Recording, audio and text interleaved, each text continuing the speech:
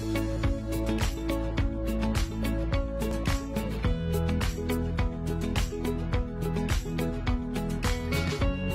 여러분 안녕하세요. 반갑습니다. 한달 한 번 튜토를 맡고 있는 백웨인이고요. 저희가 지금 함께하고 있는 책 있습니다. 벌써 9주차인데요. 제목을 한번 확인하고 갈까요? 자, 바로 이 책입니다. 현대 신학사상이고요. 이 책이 총 우리가 읽어야 될 페이지가 1040페이지인데 오늘 저희는 반절을 뚫어버릴 거예요. 500페이지를 이제 막 넘어가려고 하거든요. 몰트만을 끝내게 되면 너무 좋으시죠? 도대체 이 책을 언제까지 할 거냐 질문이 있었는데요. 일단 가는 데까지 가보도록 하겠습니다. 네, 여러분 오늘 저희가 몰트만의 희망의 신학을 할 거예요. 몰트만의 희망의 신학 여러분 굉장히 기대되시죠? 저도 지난 시간에 그 판덴베르크 역사로서의 계시를 하고 나서 그 다음에 이제 몰트만하고 어떻게 다른가, 시간과는 어떻게 다른가, 굉장히 비슷한 느낌인데도 또 몰트만은 나름대로 또 판덴베르크를 비판하고 있었거든요. 그는 또 과정신학도 비판하고 있었어요. 도대체 그가 말하는 그 희망의 신학이라고 하는 것은 무엇인지, 그리고 또 그의 그 신학을 쭉 따라가다 보면 초기하고 이렇게 중기 후기로 갈수록 좀 바뀌어요. 그래서 희망의 신학을 쓰고 나서 그 이후로 가게 되면 예컨대 창조 안에 계신 하나님이라든가 그런 내용을 보면 뭔가 이렇게 좀 대치되는 듯한 좀 이런 느낌이거든요. 그래서 미래에서 이렇게 오고 계시는데 창조 안에 계신 하나님 보면 이미 이 안에 내주하고 계시는 그 쉐키나 개념이라고 하는 그런 걸 사용해서 뭔가 이렇게 좀 대립 혹은 어떤 상충되는 그런 느낌이 좀 있어요. 여러분과 함께 읽으면서 여러분의 생각 좀 나눠주시면 좋겠고요. 제가 오늘 또 PPT를 준비를 할까 하다가 준비는 했어요. 그러나 사용하지 않기로 했어요. 왜냐하면 우리가 몰트만의 신학을 아마 여러분 저와 처음 다루실 거예요.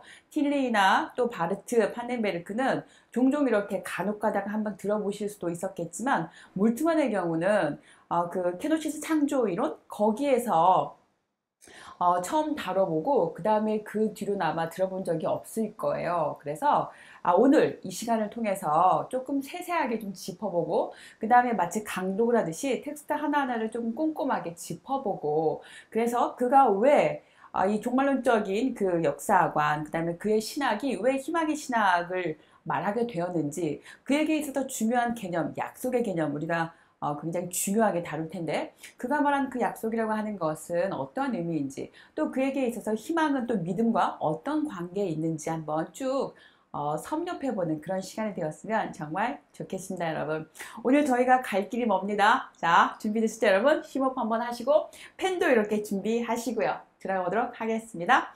페이지는요 471페이지예요. 되셨죠 여러분? 자, 거기 보시면 471페이지에서 그가 어떠한 그 경험을 하게 되었는지 그래서 어떻게 그 신앙으로 이렇게 귀하게 되었는지가 나오는 장면인데요. 두 번째 패러그래프에서 2차 대전 중에 라고 하는 표현이 있습니다. 거기 밑줄 한번 그어 보시고요.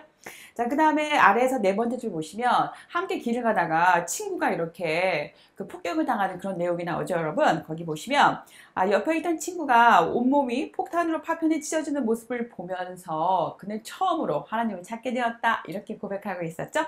그래서 나의 하나님, 당신 어디에 계십니까? 왜 나는 다른 사람들처럼 죽지 않고 살아 있습니까? 이러한 질문을 하게 되었다는 것이고 또 하나님은 어디 계십니까? 라고 할 때 이것은 이제 나중에 보면 몰트만의 신학적인 성격이 어디를 이렇게 가리키고 있는지를 좀 감잡을 수 있어요. 이미 아시겠지만 그의 신학은 신정론에 대한 물음이고 그에 대한 대답으로 보시면 좋을 것 같습니다. 자, 어쨌든 이렇게 해서 그는 처음으로 하나님께 기도를 하게 되었다라고 하는 그런 내용을 접하게 되었고요. 자, 472페이지 가도록 하겠습니다. 또 6개월 후에 또 이제 한 번의 사건이 벌어지는데 2천만 명이 넘는 그런 무고한 시민들, 군인들이 막 이렇게 죽는 그런 장면이 또 있었어요. 첫 번째 패러그래프에서 아래서 세 번째 줄 올라가도록 하겠습니다.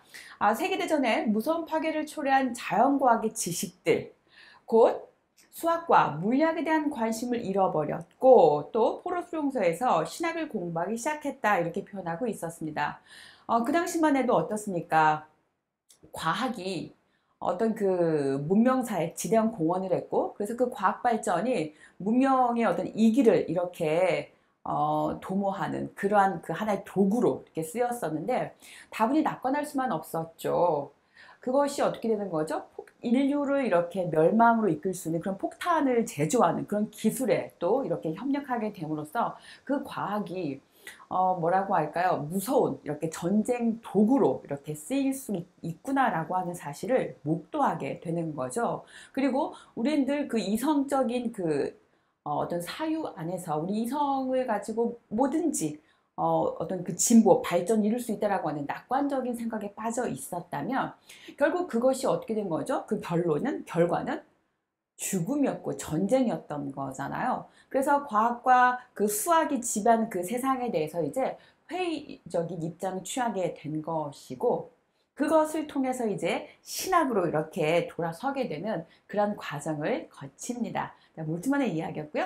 자, 그 다음에 또 어디까지 가시냐면 473페이지로 가실게요. 거기 보면 몰트만 신학의 기본 관심 해서 나옵니다. 자, 거기 보시면 괄호 1번 있어요. 거기에서 보면 그 유대인의 그 학살 장면을 이렇게 목격을 합니다. 그리고 또 어린아이가 이렇게 그 교수대에 이렇게 그 뭐죠? 목이 이렇게 매달려 가지고 대롱대롱거리고 있는 그런 장면들을 보죠. 그러면서 눈물을 흘리면서 도대체 하나님은 어디 계시는가? 이제 이러한 그 하소연, 한탄, 어떤 원망 이런 것들이 이제 쏟아져 나오는데 도대체 하나님이 살아계시다면 어떻게 저런 일들이 허용될 수 있느냐? 어떻게 가능하냐? 이런 식의 질문을 던졌다는 것이죠. 그래서 이것은 우리가 구약의 욥기 편에 보시면 욥기가 던졌던 그런 질문들 어떤 그 신정론의 질문이 될 텐데요. 그래서 이 몰트만의 신학적인 관심은 신정론 쪽에 가 있었습니다. 자, 세 번째 패러그래프에서 확인하고 가실게요. 세 번째 패러그래프 내려오도록 하겠습니다. 위에서 네 번째 줄인데요. 거기 보시면 몰트만 신학의 기본 관심은 신정론에 관한 질문이었다. 우리가 신정론이라고 할 때 두 가지로 접근할 수가 있는데요. 첫 번째는 그 악의 문제가 왜 발생했는가, 어떤 그 악의 발생에 대한 어떤 기원, 근원, 출처 이런 것들을 밝히는 그런 신정론에 대한 물음이 있다면 두 번째는 어떤 악의 문제가 발생했을 때 이것을 우리는 어떻게 뚫고 나갈 것이냐, 어떻게 관통해서 나갈 것이냐에 대한 그런 물음이 있는데요. 몰트만의 경우는 전자보다는 후자에 가깝다고 보시면 좋을 것 같습니다. 그래서 어떤 그 세계의 발전이 아니라 세계 어떤 그 변혁을 그 목적으로 하는 그런 신학 체계가 세워지게 되는데 계속 따라가 보도록 하겠습니다. 자, 이제 어디를 가시냐면요. 맨 아래 문장이에요. 맨 마지막 문장. 자, 신정론의 질문, 몰트만의 신정론의 질문을 다음과 같이 세분을 하는데요. 첫 번째, 보편적이며 우주론적인 형태로 나눠 볼 수가 있습니다. 만유를 질서 있게 배열하고 인도한 하나님이 존재한다면 이제 어떻게 이 세상에 악이 존재하는가 이런 질문이 나오는 것이죠. 그래서 하나님이 의로우시다면 도대체 악은 어디서 오느냐 어떤 악의 그 출처, 기원에 대해서 묻는다는 것이죠. 자, 두 번째, 이스라엘의 신앙적 형태가 있는데요. 왜 의로운 자가 고난을 당하고 하나님 없는 자들은 행복하게 잘 사는가? 왜? 어찌해서 하나님께 선택받은 이스라엘 백성은 그 다른 민족에게 하나님을 믿지 않는 그런 민족에게 노예처럼 그 수치와 고통을 당하는가 이런 식의 질문이겠죠. 그 다음에 또 세 번째 십자가 달린 예수님의 질문인데요. 예수님께서 돌아가실 때 어떻게 하십니까? 어찌하여 나를 버리시나이까? 이런 질문을 했단 말이죠. 이에 대해서 몰트만은 악의 출처에 대한 이론에 대해서 뭔가 악은 말이지 여기서부터 비롯된 거야 이런 식의 이론을 제시하는 그런 데는 관심을 갖지 않고 오히려 악을 극복하고 하나님의 정의와 통치를 세움으로써 굉장히 중요한 내용이죠. 여러분 밑줄 긋고 가실게요. 악을 극복하고 그리고 하나님의 정의와 통치를 세움으로써 그런 신정론에 대해서 답을 하겠다라고 하는 게 이제 그의 신학의 과제로 보시면 되겠습니다. 자, 그 다음에 두 번째인데요. 세 번째 패러그래프에서 괄호 2번 찾으시면 됩니다. 읽어보도록 할게요. 하나님의 통치와 정의에 대한 몰트만의 관심은 이제 어디에서 구체적으로 이렇게 그 정보를 삼고 있냐면 바로 성서의 메시아니즘의 실현으로 보고 있습니다. 쭉 내려가 보실게요. 네 번째 패러그래프의 첫 번째 줄인데요. 자, 몰트만의 종말론적인 사고에 가장 결정적인 영향을 준 것은 뭐냐면 바로 유대의 그 철학자가 있어요. 에르스트 블로어죠. 그가 희망의 원리를 씁니다. 거기서 그가 유토피아를 말하는데요. 인간이 어떤 그 희망을 갖게 되면은 그 희망은 또 동전의 양면처럼 두 가지 얼굴을 갖고 있다고 하죠. 첫 번째, 어떤 그 희망을 갖는다라고 하는 것은 그 희망이라고 하는 그 말 속에는 어떤 그 내가 지금 처해져 있는 그 삶의 현실에서 현실을 직시하게 되는 거죠. 현실을 직시했더니 아, 나는 고작 이런 인간밖에 아니구나. 아, 나는 노동자고 나는 기껏 노동을 해봤자 그 노동으로부터 어떤 소외를 당하는 그런 인간일 수밖에 없구나. 나는 아무리 열심히 노력을 해봐야 지방간 내 명의로 되어 있는 지방간 살 수도 없는 그러한 입장에 놓여 있구나. 아, 난 이런 존재인 거야. 그렇다면 에라 모르겠다. 내 삶 될 때 되라지 뭐. 이런 식으로 마치 자포자기하게 되는 그러한 그 선택을 할 수도 있다. 이제 희망이라고 하는 그 단어 속에 그 뭐라고 할까 어떤 부정적인 입장을 선택하는 그런 것도 하나의 답지로 등장을 하는데요. ernst 블로어는 두 번째 답지를 더 강조하죠.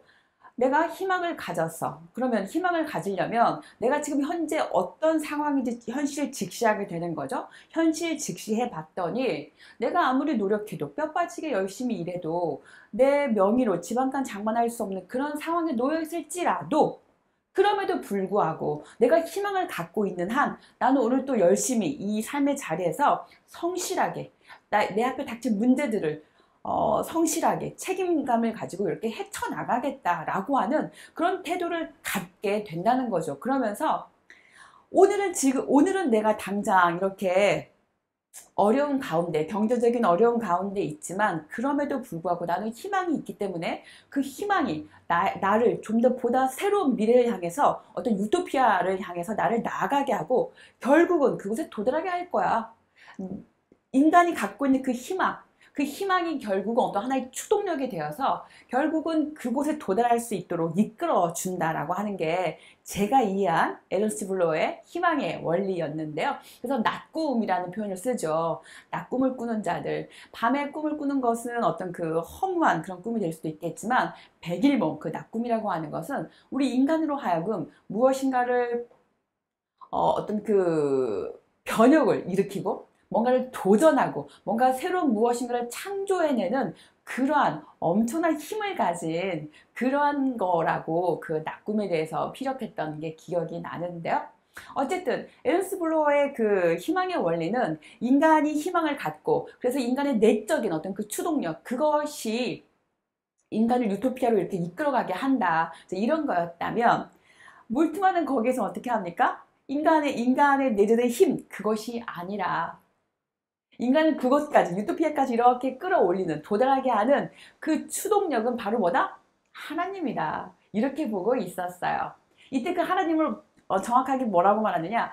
그 삼위일체, 그 상호 내주하고 있는 페리클레시적인 그러한 하나님 이렇게 보고 있는 것이죠. 그리고 그 하나님은 약속의 하나님. 그리고 미래에서부터 이렇게 오시는 하나님 그런 식으로 우리가 하나님을 이야기할 수 있다는 거 몰트만을 통해서 이해하게 될 겁니다. 계속 가보시죠. 그래서 거기 보시면 네 번째 패러그래프 첫 번째 줄에서 가장 영향을 많이 준 것은 에르스트 블로어였다 이렇게 말하고 있었고요. 자, 그 다음에 또 475페이지 가시면 두 번째 패러그래프에서 보네포에게도 영향을 받은 바가 있었다 이렇게 말하고 있었죠.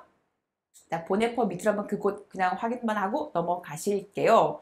자, 그 다음에 우리가 보네포 하면 여러분 늘 떠올라야 되는 게 뭐죠? 보네포에게 있어 신학은 곧 뭐였죠? 윤리, 실천이었잖아요. 그래서 나를 따르라 라고 할 때 그 따름이라고 하는 것은 철저하게 하나님 말씀에 어떤 믿음에 순종하면서 몸소 실천해 나가는 그래서 그 값진 은혜로서 하나님께서 주신 그 구원을 값진 은혜로 받아들인다고 하는 거 이런 거였다면 이제 세 번째 패러그래프 첫 번째 줄 보실게요 여러분. 자, 초기의 몰트만은 보네포의 신학적 통찰을 그대로 수용을 합니다. 그래서 그리스도의 뒤를 따름의 그런 윤리를 주장을 하죠. 하나님이 보이지 않는 세계 현실 속에 하나님이 다스리시는 하나님 나라의 현실을 앞당겨 세우는 것, 그것을 그의 신학의 과제로 이렇게 삼기도 했었습니다. 자, 넘겨보실게요. 지금 우리는 몰트만의 어떤 그 지평에 해당하는 것들을 지금 우리는 확인하고 있습니다. 그가 희망의 신학을 쓸 때 혹은 그 뒤에 나오는 저서들을 쓸 때 그에게 어떤 영향력을 주었는지, 그에게 영향을 주었던 그 환경은 무엇이 있었는지 지금 살펴보고 있는 중이에요. 자, 계속 가실게요, 여러분. 476페이지로 가시고요. 거기 보시면 중간쯤에 가로 3번이 있습니다. 몰트만의 신학은 기독교 신앙이 사적이고 내면적인 영역으로 퇴각하는 것을 거부하고 세계와 역사의 차원을 회복하려고 한다. 거기 밑줄 한번 그어보실게요, 여러분. 자, 이제 우리는 이 문장을 딱 지금 두 줄을 딱 읽었는데, 두 줄 읽으면서, 몰트만이 누구를 겨냥해서 비판하고 있구나, 라고 하는 거, 감이 오시죠? 바로 무엇입니까? 사적이고 내면적인 영역이다. 누굽니까? 불투만인 거죠. 불투만의 어떤 그 실존주의적인 그런 어떤 그 신학을 펼쳤을 때 그 부분을 이렇게 지적하고 있는 것이고요. 그리고 또한 어떤 그 무역사성이라고 하는 역사성에서 어떤 그 미래라든가 어떤 그 현실을 이렇게 잃어버리게 하는 바르트 신학도 지금 비판하고 있는 것이죠. 자, 그 다음에 두 번째 줄에서 보시면 세계와 역사의 차원을 회복하려고 한다. 그 부분에서 지금 바르트와 불트만을 비판하고 있는 게 다 들어 있습니다. 그리고 또 한 가지 또 감을 잡자면 세계와 역사의 차원을 회복하려고 한다라고 할 때에 이제 그는 창조 안에 계신 하나님이라고 하는 저서를 쓰면서 이제 그리스도가 기독교만의 그리스도가 아니라 전 우주적인 그리스도를 이렇게 딱 팽창이 되거든요. 그런 것도 우리가 미리 맛볼 수가 있겠습니다. 자, 그 다음에 또 내려가 보도록 할게요. 이 부분도 상당히 중요한데요. 두 번째 패러그래프 거기 괄호 3번에서 몇째 줄을 내려오시냐면은 대략 5번째 줄 내려오시면 되겠습니다. 찾았을까요? 자, 거기 보시면 몰트만은 세계와 역사의 해석에 관심을 갖기보다 거기 슬러시 한번 해주세요. 세계 역사와 해석에 관심을 가졌다. 이건 무엇입니까? 어떤 그 비평적 해석학적인 그런 그 신학적인 방법론 거기에 대해서 지금 비판하고 있는 것이죠. 그는 해방과 자유의 쟁취를 통한 세계와 역사의 변혁에 관심을 둔다. 중요한 키워드 나왔습니다. 뭐죠? 세계의 변혁의 동그라미 딱 쳐주세요.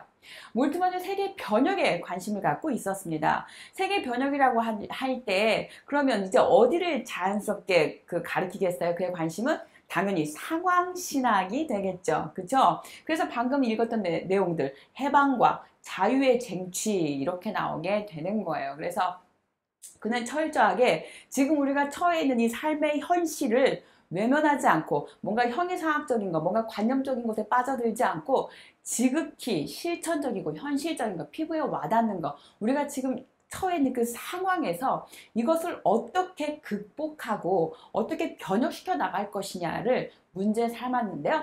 그렇게 이 몰트만을 이해하다 보면 어떤가요, 여러분? 기존에 우리가 바르트라든가 또 불트만이라든가 또 파넨베르크, 틸리를 쭉 우리가 내노라는 신학자를 쭉 다루고 왔었는데 몰트만을 다루면서는 왠지 느낌이 막 에너지가 이렇게 확 이렇게 막 팽창하는 그런 느낌 들지 않으신가요?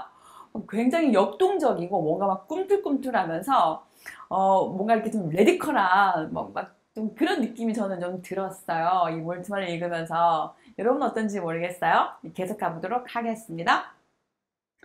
그 다음에 또 두 번째 패러그래프에서 마지막 줄이에요. 변혁은 인격적인 차원도 그 다음에 사회적인 차원, 생태학적 차원으로 구별될 수 있다 이렇게 표현하고 있죠.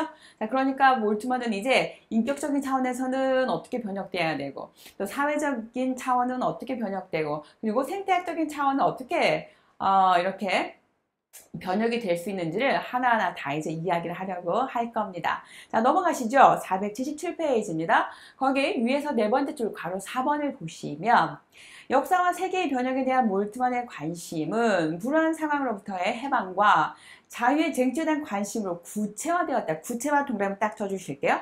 자, 그의 신학은 굉장히 구체적이었어요. 아까도 말씀드렸지만 그는 세계의 변혁이었고 그럼 세계의 변혁은 지금 당장 어떤 그 사회적인 구원 그 억눌린 자들에게 혹은 가난한 자들에게, 혹은 권리를 빼앗긴 자들에게, 혹은 이름이 없는 자들에게, 혹은 뭔가 이렇게 주변화되고 뭔가 이렇게 배제된 자들, 경계 선 밖으로 밀려난 자들, 그들에게 맞는 그러한 그 신학은 과연 무엇이냐, 이런 거에 초점이 확 쏠려 있었겠죠. 그래서 구체화되었다고 하는 거 굉장히 중요한 포인트였고요.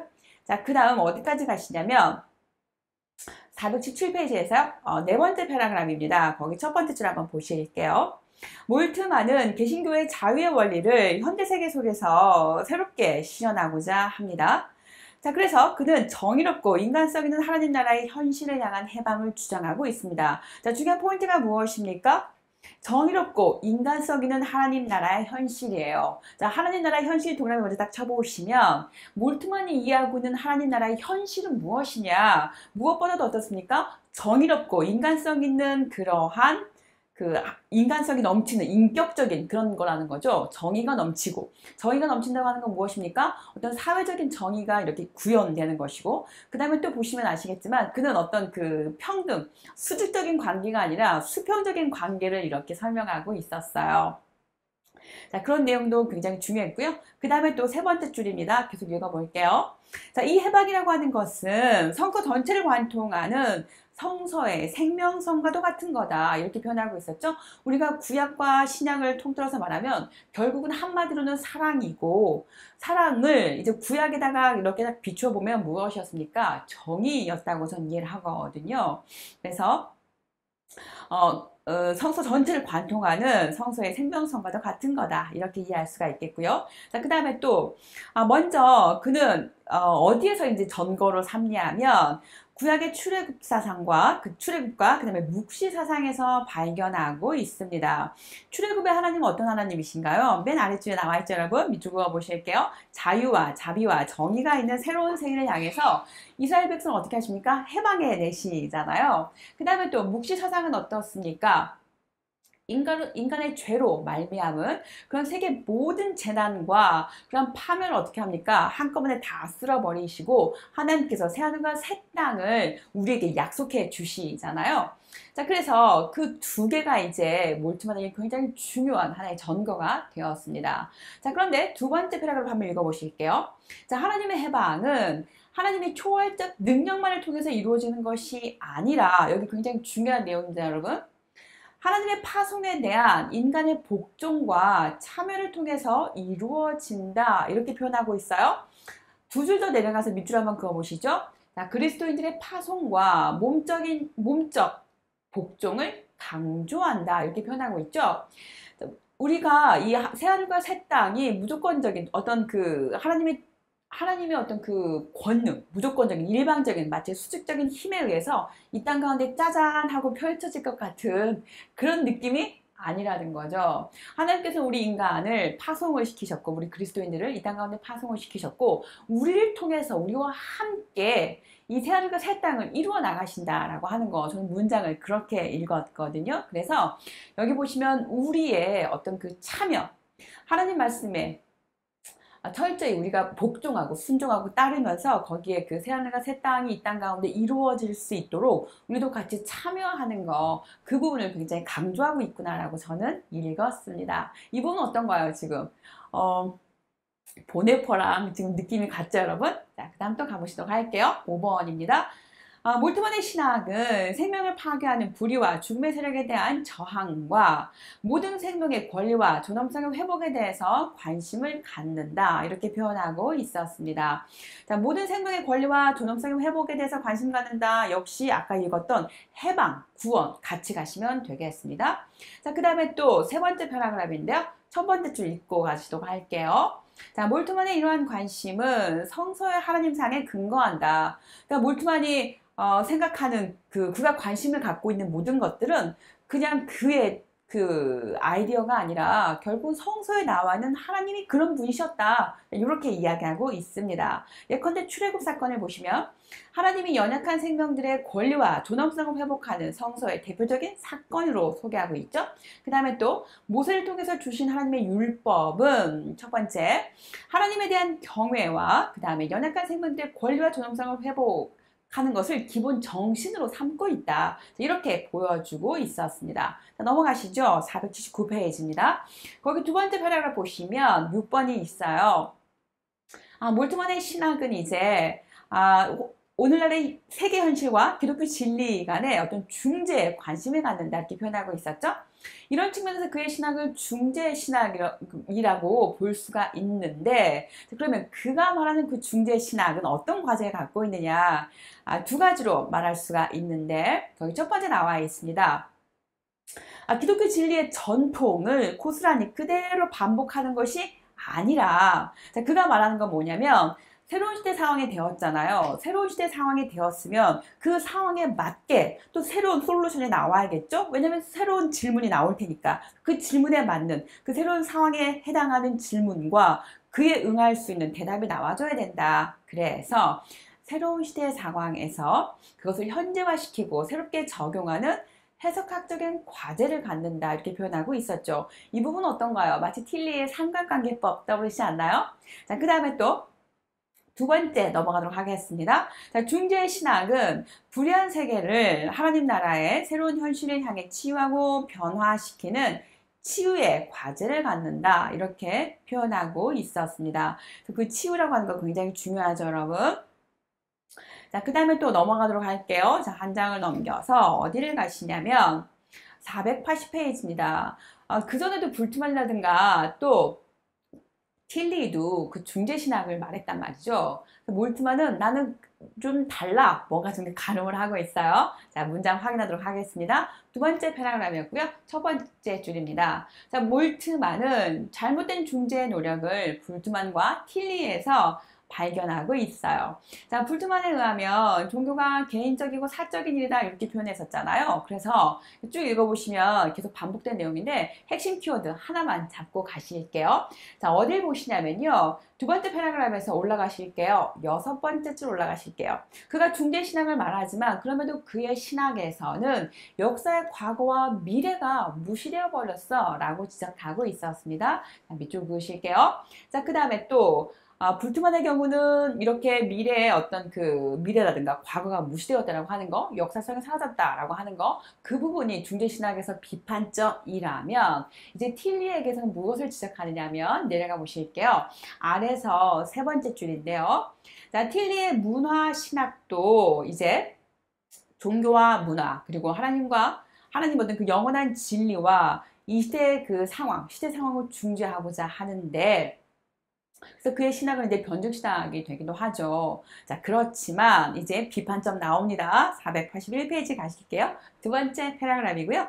거기 첫 번째 줄 보시면 그러나 틸리는 현대 세계 구체적인 문제들을 간과했다 이렇게 표현하고 있었어요. 그래서 개체화와 참여, 역동성과 형식, 자유와 운명, 존재와 비존재, 비존재 위협 속에 있는 인간의 유한성 등 뭔가 어느 시대나 보편적으로 존재하는 것들에 대해서는 이렇게 나름대로 답을 제시를 한다 이렇게 표현하고 있었어요.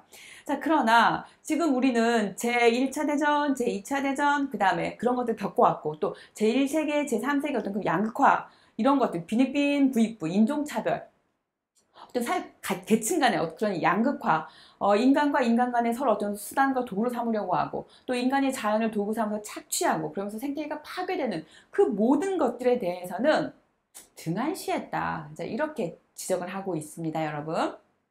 그래서 몇 줄 내려가시냐면 여러분 두 번째 패러그래프에서 보실게요. 대략 8번째, 7번째 줄이네요. 밑줄 그어볼게요. 그는 보실게요. 전혀 언급하지 않는데 구체적인 문제들 동그라미 치실게요. 구체적인 문제들을 언급하지 않는다. 구체적인 문제라고 하는 것은 방금 제가 언급했던 그 모든 것들을 가로로 치시면 될 것 같고요. 그래서 뭔가 보편적인 건 문제를 다뤘지만 구체적인 것은 다루지 못했어. 그래서 그의 중재신학을 비판하고 있었습니다. 자, 그러면 몰트만은 어떻게 그의 중재신학을 펼치려고 하느냐 설명하고 있는데요.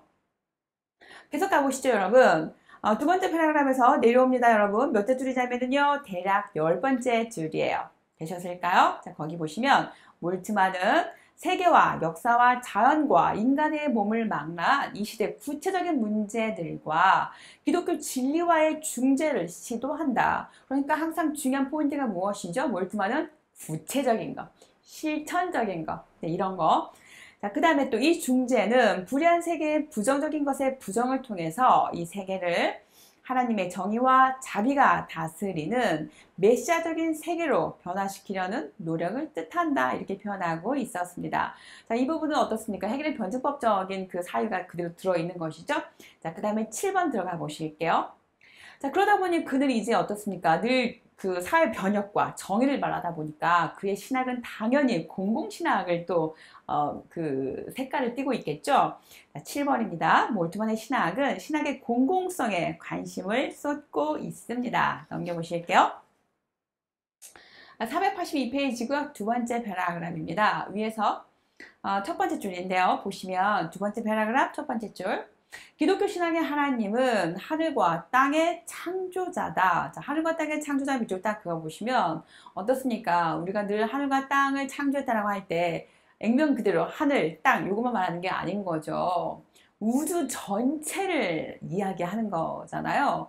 굉장히 그 광대한 그런 의미의 그 하늘과 땅이라고 보시면 이제 전 우주적인 하나님이 되시는 거죠. 계속 읽어볼게요. 자, 그의 하나님 되심은 온 세계를 포괄하는 보편성을 가집니다. 따라서 신학은 땅 위의 모든 민족과 모든 피조물을 위한 그리스도의 보편적 복음과 모든 사물들의 새 창조의 종말론적 초대를 공공의 차원에서 증언해야 한다 이렇게 표현하고 있었어요. 저는 이 문장 읽으면서 굉장히 벅차올랐어요. 뒤에 이제 창조 안에 계신 하나님을 보면 거기서 지금 이런 메시지가 계속 흘러나오는데 어떠신가요, 여러분? 우리가 기독교라고 할 때 많은 종교들 중에 하나의 종교라고만 생각하기가 쉬워요. 그리고 또 우리가 기독교 그리스도인이라고 하지만 뭔가 그 자연과학적인 어떤 그 이성적이고 논리적인 논리 실증주의적인 그런 언어들이 지배하고 있는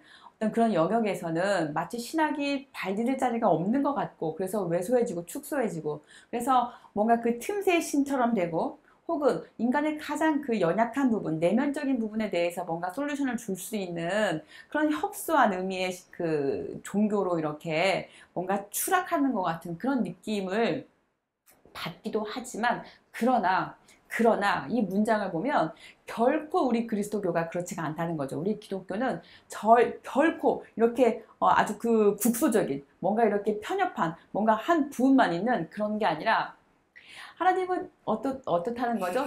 온 우주의 창조자라고 하는 거예요. 그렇기 때문에 그 신앙은 이제 온 인류를 다 이렇게 아우를 수 있는 그래서 그 인류가 당면한 그 모든 문제들에 다 이렇게 관여하는 그래서 그런 것들이 어떤 솔루션이 되어야 되는 그런 신학이어야 된다. 저는 이렇게 문장을 읽었어요. 그러니까 그 메타담론으로서 이 신학이 모든 학문 중에 학문으로 우뚝 서야 되는 이제 그런 식의 이야기로 전 들렸는데 모르겠습니다. 다른 학계에서는 이 말에 대해서 수긍을 할지 어쩔지는 모르겠어요, 여러분.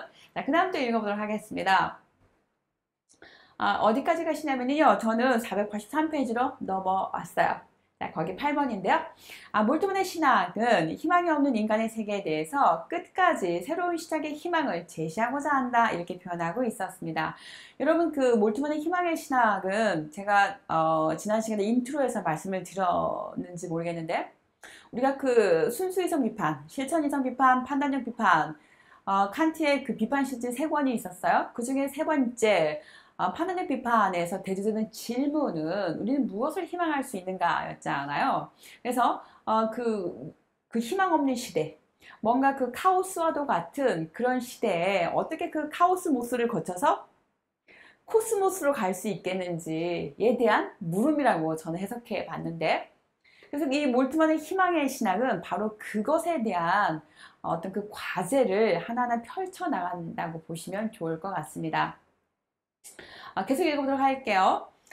재난과 위기 속에는 재난과 위기 속에는 언제나 새로운 시작이 숨어 있다. 자, 몰트만의 그 이야기에 여러분 어떠신가요?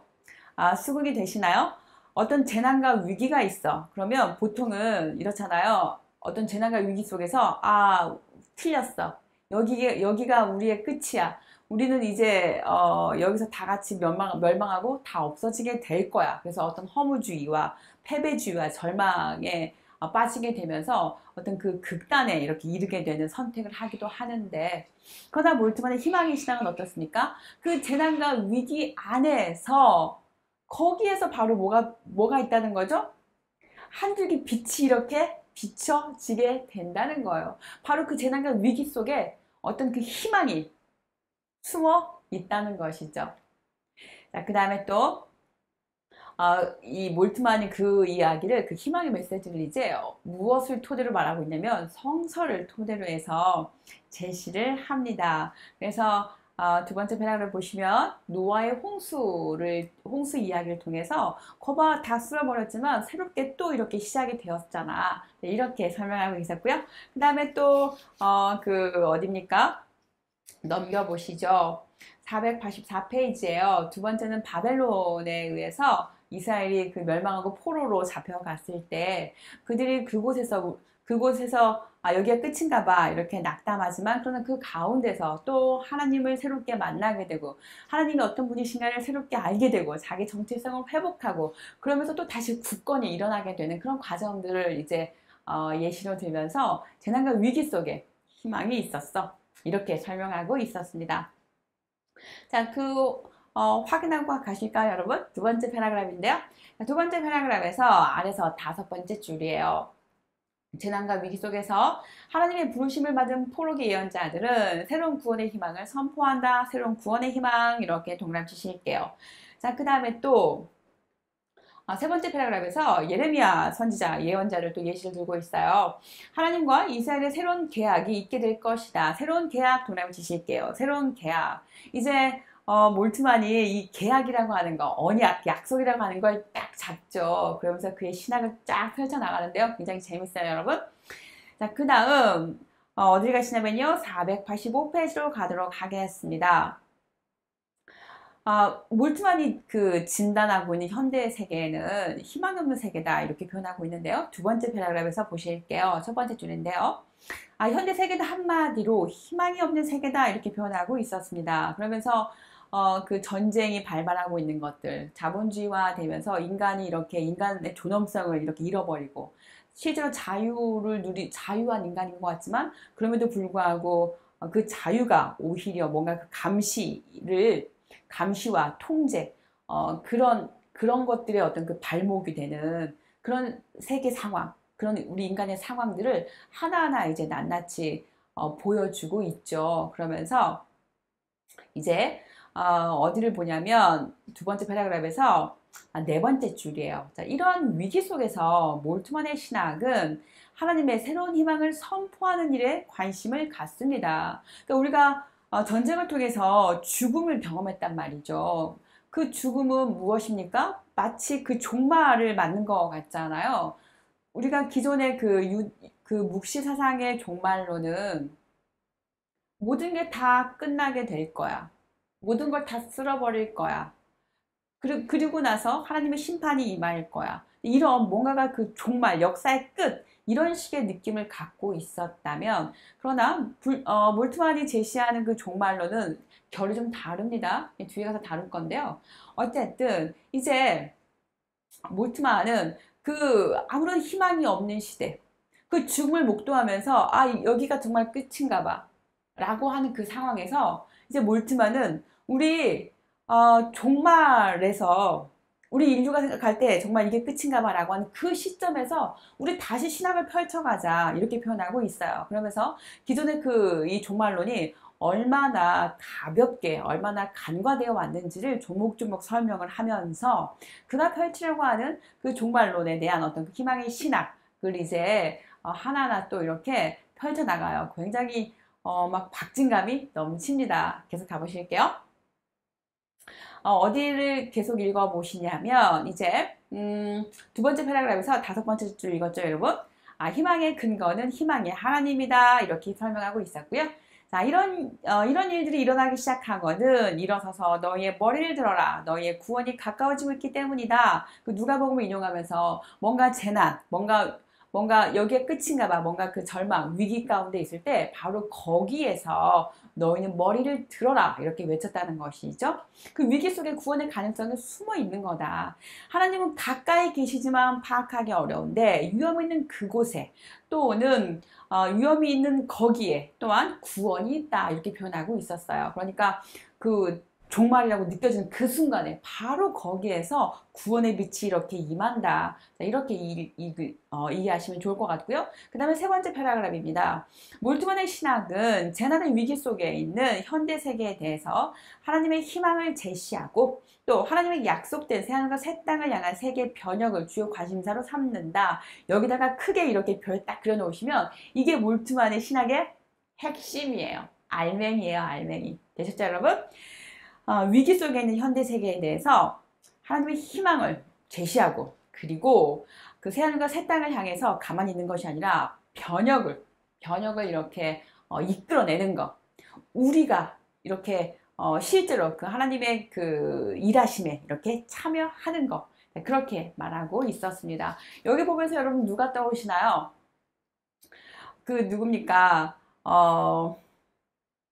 새로운 천사를 말했던 갑자기 생각이 안 나는데 그 과거로부터 뭔가 그 희망의 메시지가 오고 있고 그래서 그 과거에 하나님이 주셨던 그러니까 그는 이제 무신론자였지만 그는 메시아니즘을 말했었거든요. 그래서 과거의 어떤 그 언약들, 약속들 그것이 우리 현재 구멍을 내고 이렇게 도달할 거야. 메시아가 지금 현재 시간에 계속해서 구멍을 내면서 오늘 여기에서 이렇게 이루어지게 될 거야. 이렇게를 말했었거든요. 그래서 그의 사유가 굉장히 멋있었는데 제가 지금 그 사유를 펼쳤던 사람의 이름이 생각이 안 나요. 이따가 쉬는 시간에 생각이 나면 제가 또 말씀드릴게요, 여러분.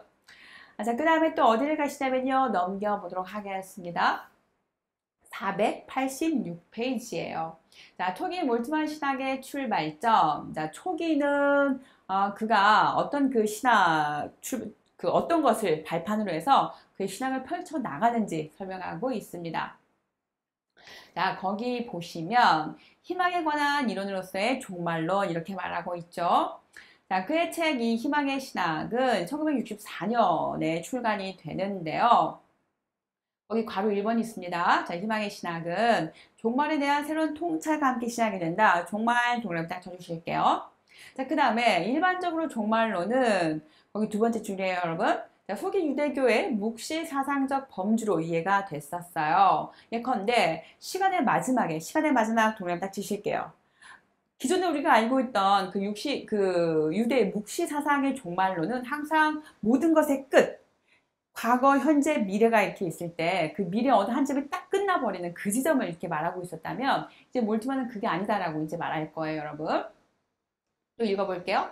그 다음에 메시아의 오심, 죽은 자들의 부활, 최후의 심판, 종말적 사건들을 거쳐서 지금의 세계가 다 없어져 버리고 새하늘과 새 땅이 임할 거야. 자, 이렇다면 그런데 몰트만이 봤을 때 신약 성서에 등장하고 있는 그런 종말의 개념은 조금 다르더라는 거예요. 자, 뭐라고 말하고 있냐면 세 번째 패러그래프인데요.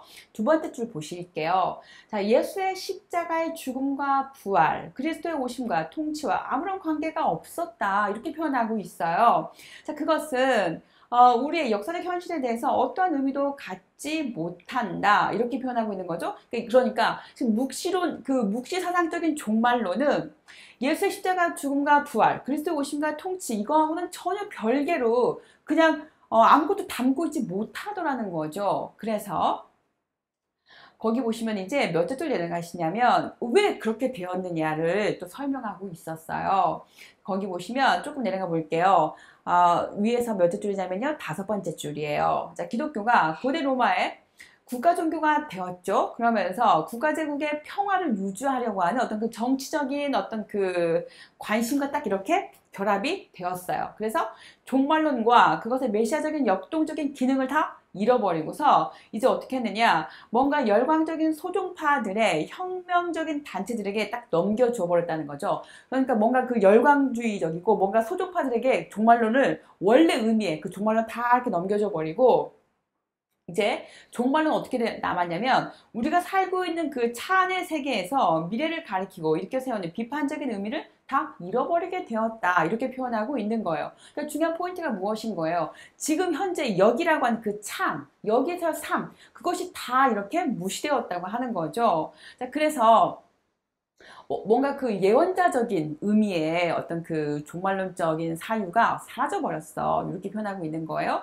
자, 그러면 어디로 가시냐면요. 487페이지로 가실게요.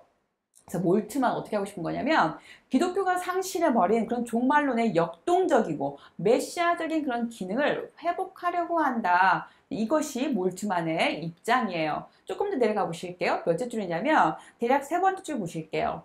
메시아 예수의 다시 오심, 죽은 자들의 부활, 하나님의 통치와 의로운 세계에 대한 기다림 등은 묵시 사상에서 유래한 것이죠. 자, 그 다음 또 넘어가 보실게요.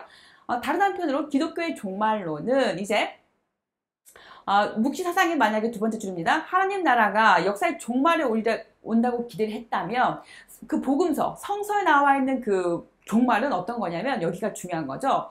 하나님 나라가 예수의 삶과 죽음과 부활을 통해서 앞당겨 오기 시작했다고 보도하고 있는 거예요. 그러니까 유대 그 묵시 사상은 뭔가 그 끝에 가서 다 끝난 거야. 다 마무리가 되고 다 쓸어버리고 이제 새하늘과 새 땅이 딱 임할 거야. 이런 거였다면 그러나 성서에서 보면 예수님께서 어떻습니까? 예수님의 삶과 죽음과 부활을 통해서 앞당겨서 선취해서 여기서 일어났다고 하는 거죠. 그래서 계속해서 미래로부터 이렇게 오고 있다고 하는 거예요. 그런 것을 같이 딱 이렇게 묶어서 이제 두 개를 잘 종합해내는 게 몰트만의 종말론적인 신학이에요.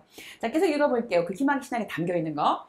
자, 그 다음에 또 어디를 보시냐면 두 번째 패러그래프 아래서 세 번째 줄이에요. 자, 거기 보시면 세계의 종말은 이 세계 역사가 끝이 아니라 하나님 나라가 성취되는 하나의 어떤 그 목적으로 이해된다. 여기가 중요한 키워드인 거죠. 하나님의 그 나라가 성취되는 것. 그래서 새롭게 펼쳐지는 거 굉장히 중요합니다. 그래서 두 번째 보시면 이에 대한 근거로 예수 부활과 현현을 가지고 예를 들고 있었어요. 거기 두 번째 줄 보시면 예수의 부활과 현현은 죽임을 당한 예수가 이제 어떻게 합니까? 죽음에 이르는 생명을 철저히 변화시키는 새로운 생명으로 살아났다. 이것을 예시로 들고 있는 것이죠. 넘겨보실게요. 자, 그 다음에 두 번째 줄입니다. 두 번째 패러그래프예요. 예수의 부활과 또 현현은 메시아적인 하나님 나라에 대한 하나님의 약속을 뜻하는 거다. 중요한 포인트. 하나님의 약속 지금 나왔죠, 여러분? 하나님의 약속이라고 하는 건 뭐냐? 예수의 부활과 현현이라고 하는 거. 그것이 바로 메시아적인 하나님 나라에 대한 약속이었어. 이렇게 보고 있습니다. 쭉 내려가 보시죠. 거기 세 번째 패러그래프 보시면 예수의 부활은 메시아적인 하나님 나라의 완성이 아니라 완성 도그램 쳐보실게요. 몰트만이 이 부분을 지적하고 있었어요. 마치 하나님 나라가 이미 다 완성된 것처럼 그렇게 살고 있는데 그거 아니야. 아직 오고 있는 중이야. 그래서 우리는 지금도 계속 깨어 있어야 돼. 이런 식의 각성할 것을 요구하고 있는 듯한 그런 메시지를 저는 읽었는데 어쨌든 중요한 것은 예수의 부활은 이미 완성된 것이 아니라 그것은 이제 어떻게 이야기하고 있냐면 세움과 보증이다 이렇게 표현하고 있었어요. 예수의 부활을 통해서 약속이 되었고 그래서 그것이 이제 어떤 거죠? 앞당겨서 이렇게 오기 시작한 세계의 종말이라고 하는 것. 곧 하나님 나라는 역사의 미래에 성취될 것으로 남아 있는 거예요. 아직 다 끝난 게 아니라는 거죠. 마치 종말이 다 되었고 마치 하나님의 언약이 다 성취된 것처럼 지금 현재 이 모습이 마치 성취된 것처럼 그래서 마구마구 이렇게 마치 흥분 속에서 막 살고 있는 건데 그게 아니라는 거죠. 아직 완성된 게 아니야. 지금 오고 있는 중인 거야. 우린 계속 끊임없이 그래서 뭔가 어떤 그 겸비한 자세를 갖추고 있어야 돼. 이렇게 저는 문장을 읽었었는데요. 자, 또 넘어가 보시죠. 489페이지인데요. 자, 여기에서 새로운 그 시간 이해가 등장을 합니다. 내려가 보실게요. 몇째 줄이냐면요. 대략 다섯 번째 줄이에요. 자, 몰트만의 역사적 종말론에서 시간은 하나님 나라의 새로운 미래가 현재를 거쳐 과거로 흐르는 것을 생각하시면 되겠어요. 그러니까 미래에서 현재에서 어디로 간다는 거죠? 과거로 이렇게 간다는 거예요. 우리는 보통 시간이 과거, 현재, 미래로 흘러가라고 하지만 하나님의 입장에서 시간은 어떻게 하는 거죠? 미래에서 이렇게 현재를 관통해서 과거로 간다고 하는 거. 자, 이렇게 보시면 좋겠고요. 그래서 미래는 끝이 아니라 하나님의 오심을 통해 일어나는 도래다. 도래다, 아드벤트다, 이렇게 이야기하고 있었어요. 굉장히 멋지죠, 여러분? 하나님의 오심을 통해서 일어나는 도래다. 도래하는 거다. 미래에서 현재로, 현재에서 과거로 이렇게 시간이 흐른다고 하는 거. 자, 그 다음에 쭉 내려가 보실게요. 세 번째 패러그래프이고요. 자, 괄호 3번입니다. 세계의 종말, 곧 하나님 나라는 죄와 죽음의 세력이 지배하는 이 세계에 대해서 어떠한 것이다? 새로운 것 동그라미 치실게요. 자, 세계의 종말, 곧 하나님의 나라는 모든 게 다 끝나버리는 것이 아니라 전혀 새로운 것이 된다는 거. 그럼 그 새로운 것은 어떤 의미가 있냐면 가만히 들여다보면 그것은 기존에 있는 것과 다 모순이 되는 거라고 이야기하고 있었어요. 자, 그래서 490페이지 보시면 어떻게 해서 그것이 새로운 것이냐? 그건 바로 하나님 나라의 새로운 역사를 일으키는 그런 동인이 됨으로써 새로운 거다. 자, 두 번째 패러그래프 보실게요. 그 동인은 예수의 부활까지 다시 소급할 수가 있는데 세 번째 줄 보실게요. 부활은 단지 역사 안에서 정말로 일어났기 때문에 객관적인 사건으로 검증될 수 있다? 그런 의미가 아니야. 몰트만은 뭐 하고 싶은 거냐면 새로운 역사를 일으키는 사건. 자, 그런 뜻에서 역사적인 사건이다 이렇게 보고 있습니다. 그래서 역사를 일으키는 사건의 어떤 그 동인, 그렇기 때문에 역사적 사건이다 이렇게 보고 있다는 거예요. 자, 그 문맥 이해되시죠, 여러분? 그 다음에 또 세 번째 패러그래프였고요. 자, 어디를 보시냐면 몰트만은 그래서 자기의 종말론을 어떻게 말하냐면 역사적 종말론이다 이렇게 부르고 있었습니다. 세 번째 줄 보실게요. 기독교가 믿는 역사의 종말은 역사를 폐기시키는 것이 아니라 하나님의 나라를 미래를 향해서 역사를 개방하고 새로운 역사를 일으키는 역사의 원동력이다. 이렇게 표현하고 있었어요. 자, 그것은 또 죄된 인간과 이 세계에 대해서 하나님 나라의 미래를 가리키며 회개와 그리고 자기 개방을 요구하고 있다. 이렇게 표현하고 있었습니다. 회개 동그라미 치시고요. 자기 개방 동그라미 딱 치시면 되겠네요. 자, 넘어가시죠. 자, 491페이지에서 넘어감이라는 표현을 씁니다. 자, 어딜 보시냐면요. 위에서 내려오도록 할게요. 몇째 줄이냐면 6번째 줄이에요. 이 세계는 부활의 희망을 가진 사람에게 단지 눈물과 비탄의 골짜기가 아니라 희망의 하나님의 모든 가능성들로 가득한 것으로 보이게 된다. 이렇게 말하고 있습니다. 자, 그러면 이런 가능성들이 어떻게 가능한 거냐? 어떻게 이루어지는 거냐? 계속 읽어보실게요. 이런 가능성들은 지금의 세계가 하나님의 약속된 미래를 향해서 변화됨으로써, 중요한 키워드 뭐죠? 변화됨으로써 실현되는 거다. 그럼 어떻게 변화돼야 되는 거냐? 궁금하시죠, 여러분? 자, 계속 읽어보시죠. 자, 그러므로 세계와 그 안에 있는 모든 사물들은 지금 있는 상태에서 머무르면 된다, 안 된다? 안 된다는 거죠. 지금 해결에 관한 이야기가 나오는 것 같아요. 해결의 부정성.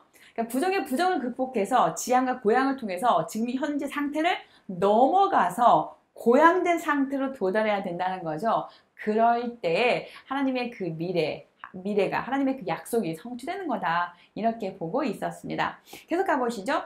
거기 보시면 머물러 있는 것이 아니라 앞당겨 오기 시작한 하나님 나라의 현실로 끊임없이 부정되고 이 현실을 향해서 넘어가야 한다. 이렇게 말하고 있었어요.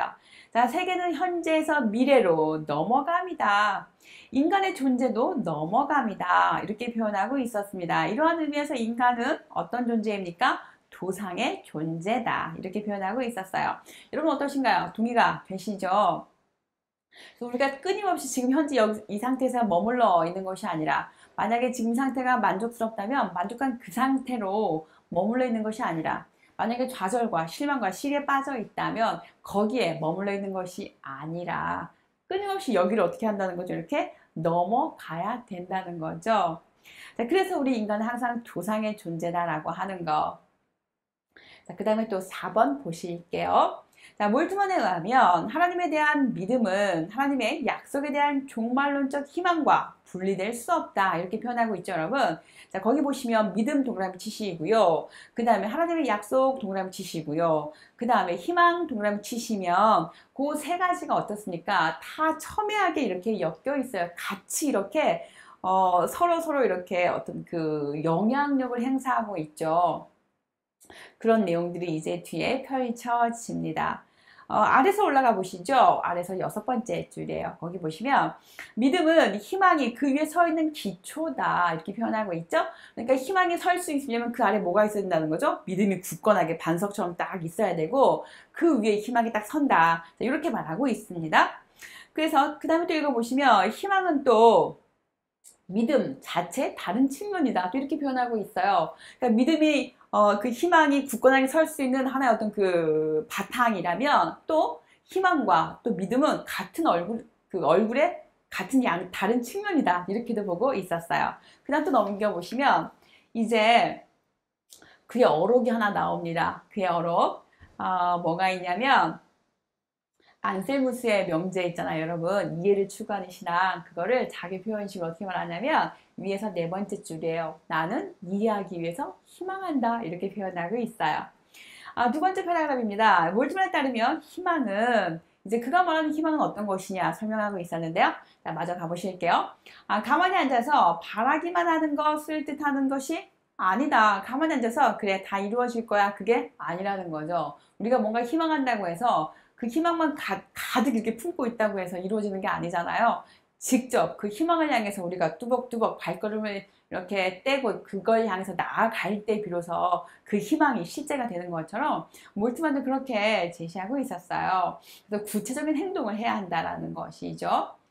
거기 보시면 동그라미 1번이 나옵니다. 자, 그래서 이 희망이 구체적인 행동을 보이게 되는데요. 자, 그 첫 번째가 뭐냐면 가난한 사람들을 향한 하나님의 나라의 복음과 하나님 없는 자들 향한 하나님의 해방하는 정의의 선포에 있다. 이렇게 표현하고 있었고요. 두 번째, 희망의 둘째 행위인데요. 유대인들과 이방인들로부터 오는 새로운 하나님 백성의 모임, 곧 기독교 공동체 형성에 있다. 이렇게 말하고 있습니다. 이 공동체는 그러면 어떤 공동체냐? 수직적인 것이냐? 아니라는 거죠. 수평적인 공동체입니다. 수평적인 관계에 놓여있는 예컨대 종교라든가 인종, 계급, 성별 등의 한계를 넘어서야 된다는 거죠. 자, 세 번째, 희망의 셋째 행위는 뭐냐?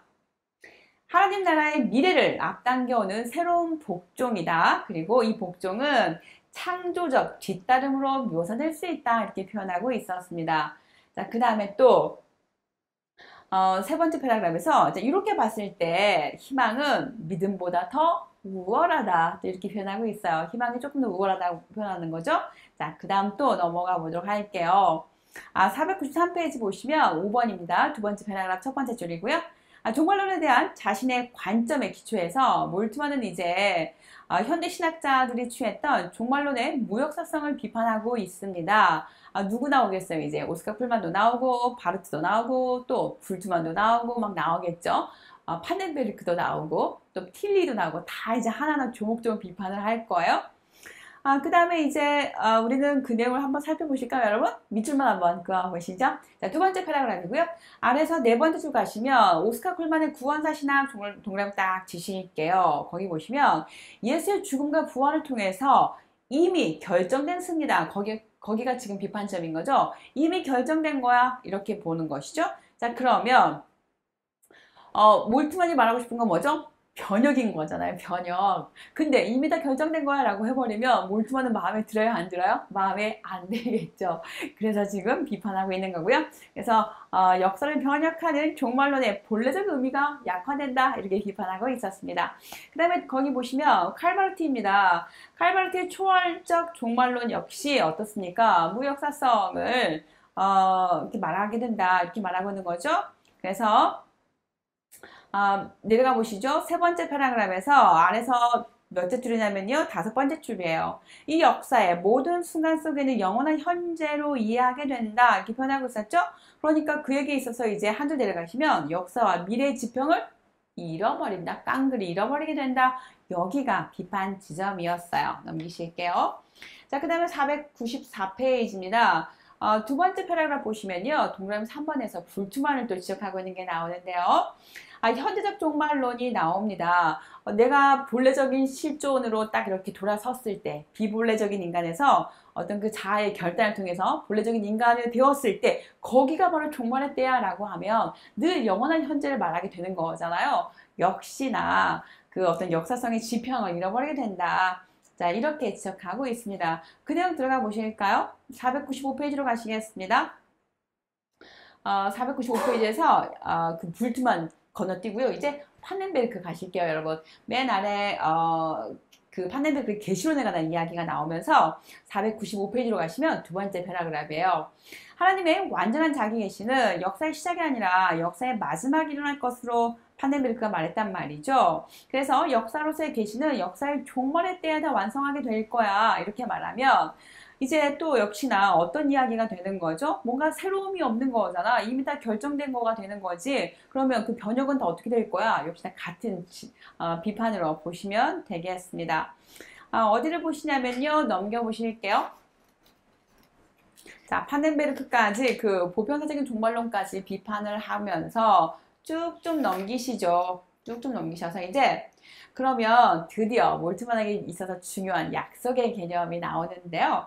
3번 약속이 하나님의 근거한 종말론적인 사고. 자, 여기는 우리 잠깐 쉬는 시간 갖고 숨 좀 돌리고 차도 한 잔 마시고 뻐근한 어깨도 이렇게 좀 스트레칭 좀 하시고 2부에 가서 또 함께 달려보도록 하겠습니다. 잠시 후에 뵐게요.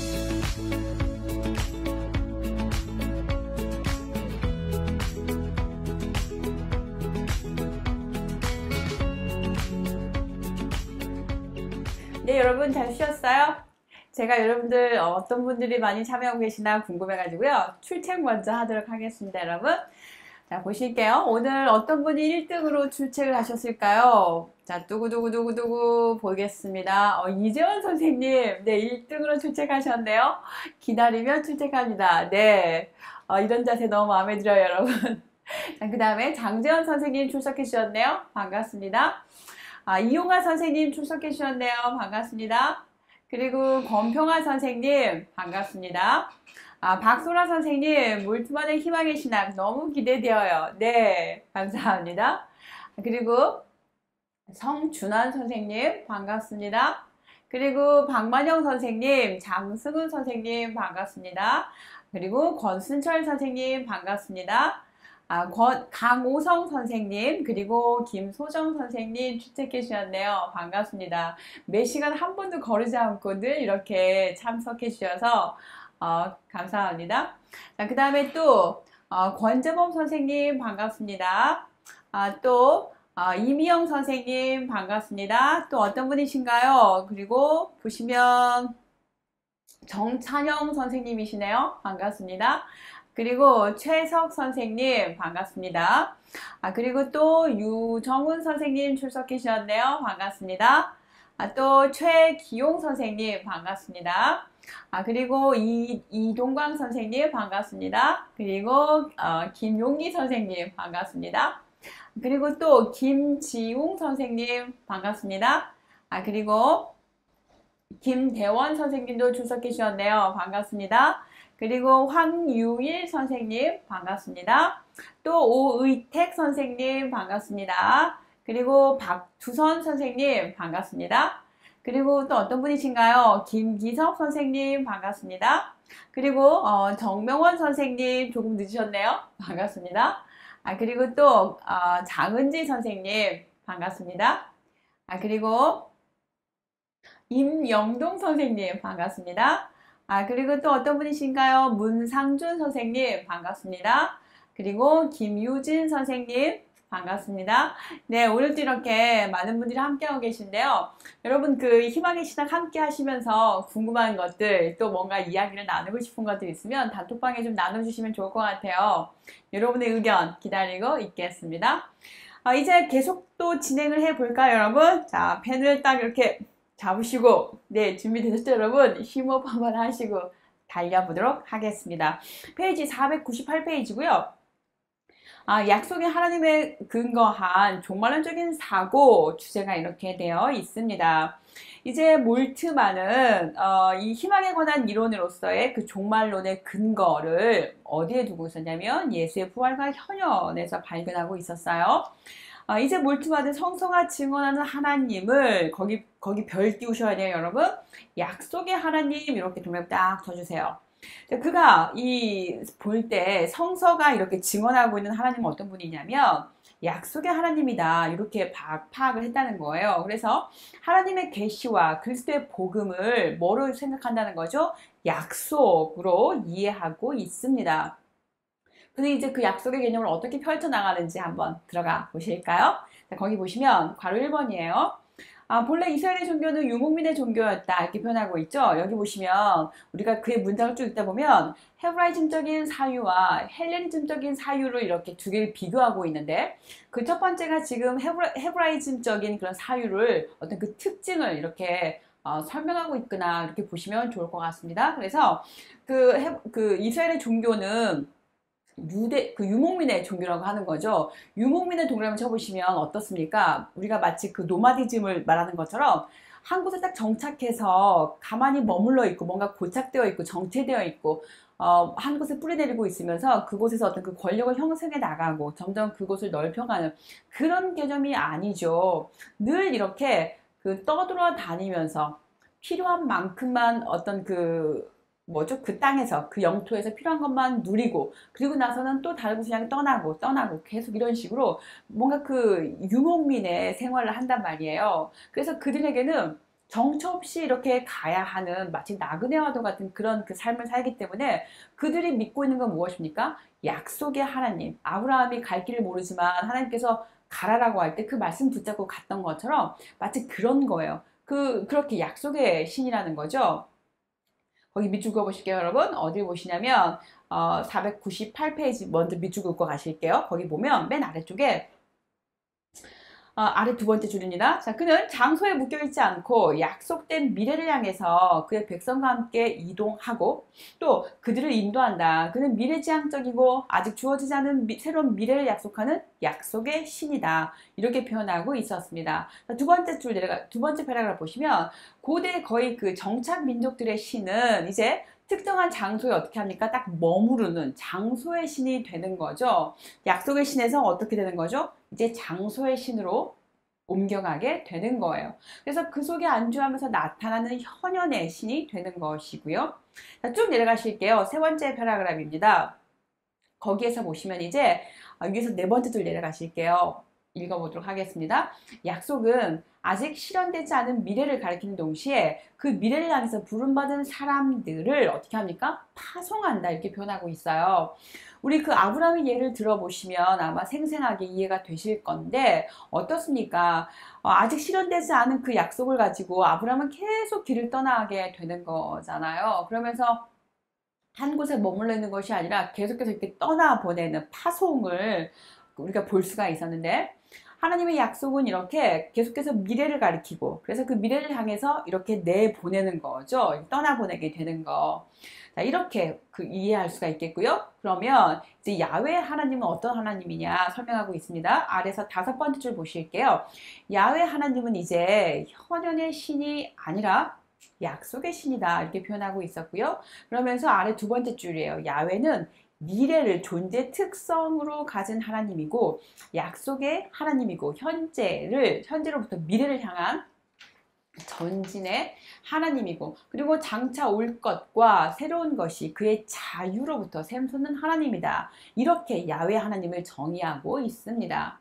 그래서 그의 이름은 이제 영원한 현재에 대한 암호가 아니라 너는 존재한다는 것으로 표현될 수가 없습니다. 그의 이름은 길을 가리키는 이름이고 그리고 새로운 미래를 열어주는 약속의 이름입니다. 저는 이 문장 읽으면서 정말 멋지더라고요. 마치 시를 읽는 듯한 느낌이 들었어요. 제 나름대로. 그래서 하나님을 이야기할 때, 그 야훼 하나님을 이야기할 때 뭔가 이미 그 고정불변하는 전지전능하고 고정불변하는 한 곳에 계속 머물러 계시는 그런 하나님이 아니라 우리가 도달해야 될 그 길을 가리키는 하나님이라는 거죠. 그래서 새로운 미래를 이렇게 열어주고, 새로운 미래를 향해서 우리를 이렇게 이끌어 주시는 그런 약속의 하나님이다. 이렇게 이야기하고 있었습니다. 그러면서 새로운 미래의 지평을 열어 밝혀주시는 그런 하나님 어떠신가요? 마음에 드시나요, 여러분? 자, 그 다음 또 보실게요. 여기서 몰트만은 하나님의 계시의 본질을 어떻게 파악한다는 거죠? 약속으로 파악하고 있습니다. 거기 보시면 구약성서에서 하나님의 계시는 단지 하나님의 자기 계시 혹은 자기 전달이 아니라 그가 이야기에는 새로운 미래에 대한 약속으로 일어난다. 이렇게 표현하고 있었습니다. 그래서 거기 보시면 이제 아브라함에게 자기를 계시할 때 새로운 땅을 약속하잖아요. 그렇게 전거를 삼고 있었습니다. 그래서 이와 같은 몰두한 생각은 약속으로서의 계시. 자, 이렇게 설명하고 있었고요. 자, 그런데 파넨베르크가 보기에 이제 파넬베르크의 그 계시는 어떤 거냐, 역설서의 계시를 말했다는 거죠. 자, 몰트만은 어떻게 비판하는지 들어보도록 하겠습니다. 이 파넬베르크의 그 역설서의 계시를 그의 신학적 출발점으로 삼고 있는데, 두 신학자의 그 차이를 이제 설명하고 있어요, 여러분. 두 번째 패러그래프이고요. 아래에서 올라가 보도록 할게요, 여러분. 아래에서 몇 째 줄이냐면요, 네 번째 줄이에요. 찾았을까요? 읽어보도록 하겠습니다. 거기 보시면 파넨베르크에게서 이제 하나님의 계시는 역사를 보편서로 해석하는 그런 기능을 갖고 있죠. 반면에 몰트만은 계시를 어떻게 이해하고 있냐면 하나님의 약속된 미래를 향해서 세계를 개방하고 변화시키는 기능을 갖고 있습니다. 그래서 전자의 경우는, 즉 파넨베르크의 경우는 뭐 어떻게 이제 그 어디다가 더 방점을 두고 있냐면 역사의 해석에 관심을 더 갖고 있겠죠. 역사 해석에. 몰트만은 어떻습니까? 역사의 번역에 더 관심을 갖고 있다. 이렇게 차이점을 가르고 있었어요. 그 다음에 또 그 아래쪽 이제 보시면 몰트만은 또 바르트와 불트만의 계시와 자신의 계시 이해를 구별하고 있었는데요. 바르트는 하나님의 계시를 본질적으로 하나님의 자기 계시로 이야기하고 있었잖아요. 그래서 하나님의 계시가 과거부터 있었던 자기 계시, 자기의 계시, 곧 자기 계시라고 하면 그것은 사실상 과거로부터 있는 것의 반복에 불과한 거다. 과거 있던 것이 계속 이렇게 나타나는 거다. 이렇게 보는 거죠. 거기에는 종말론적인 새로움의 요소가 없다. 여기가 비판점이 되는 거예요. 그래서 또 불투만의 신학에서 하나님의 계시는 인간의 본래성의 계시로 등장을 한다는 거죠. 자, 그러나 몰트만은 거기 동그라미 치실게요. 자, 몰트만에 의하면 구약성서에서 하나님의 계시는 새로운 생명의 세계를 향한 하나님의 약속과 함께 일어난다. 이렇게 판단하고 있었습니다. 또 읽어보실게요. 맨 아래쪽인데요. 맨 아랫줄.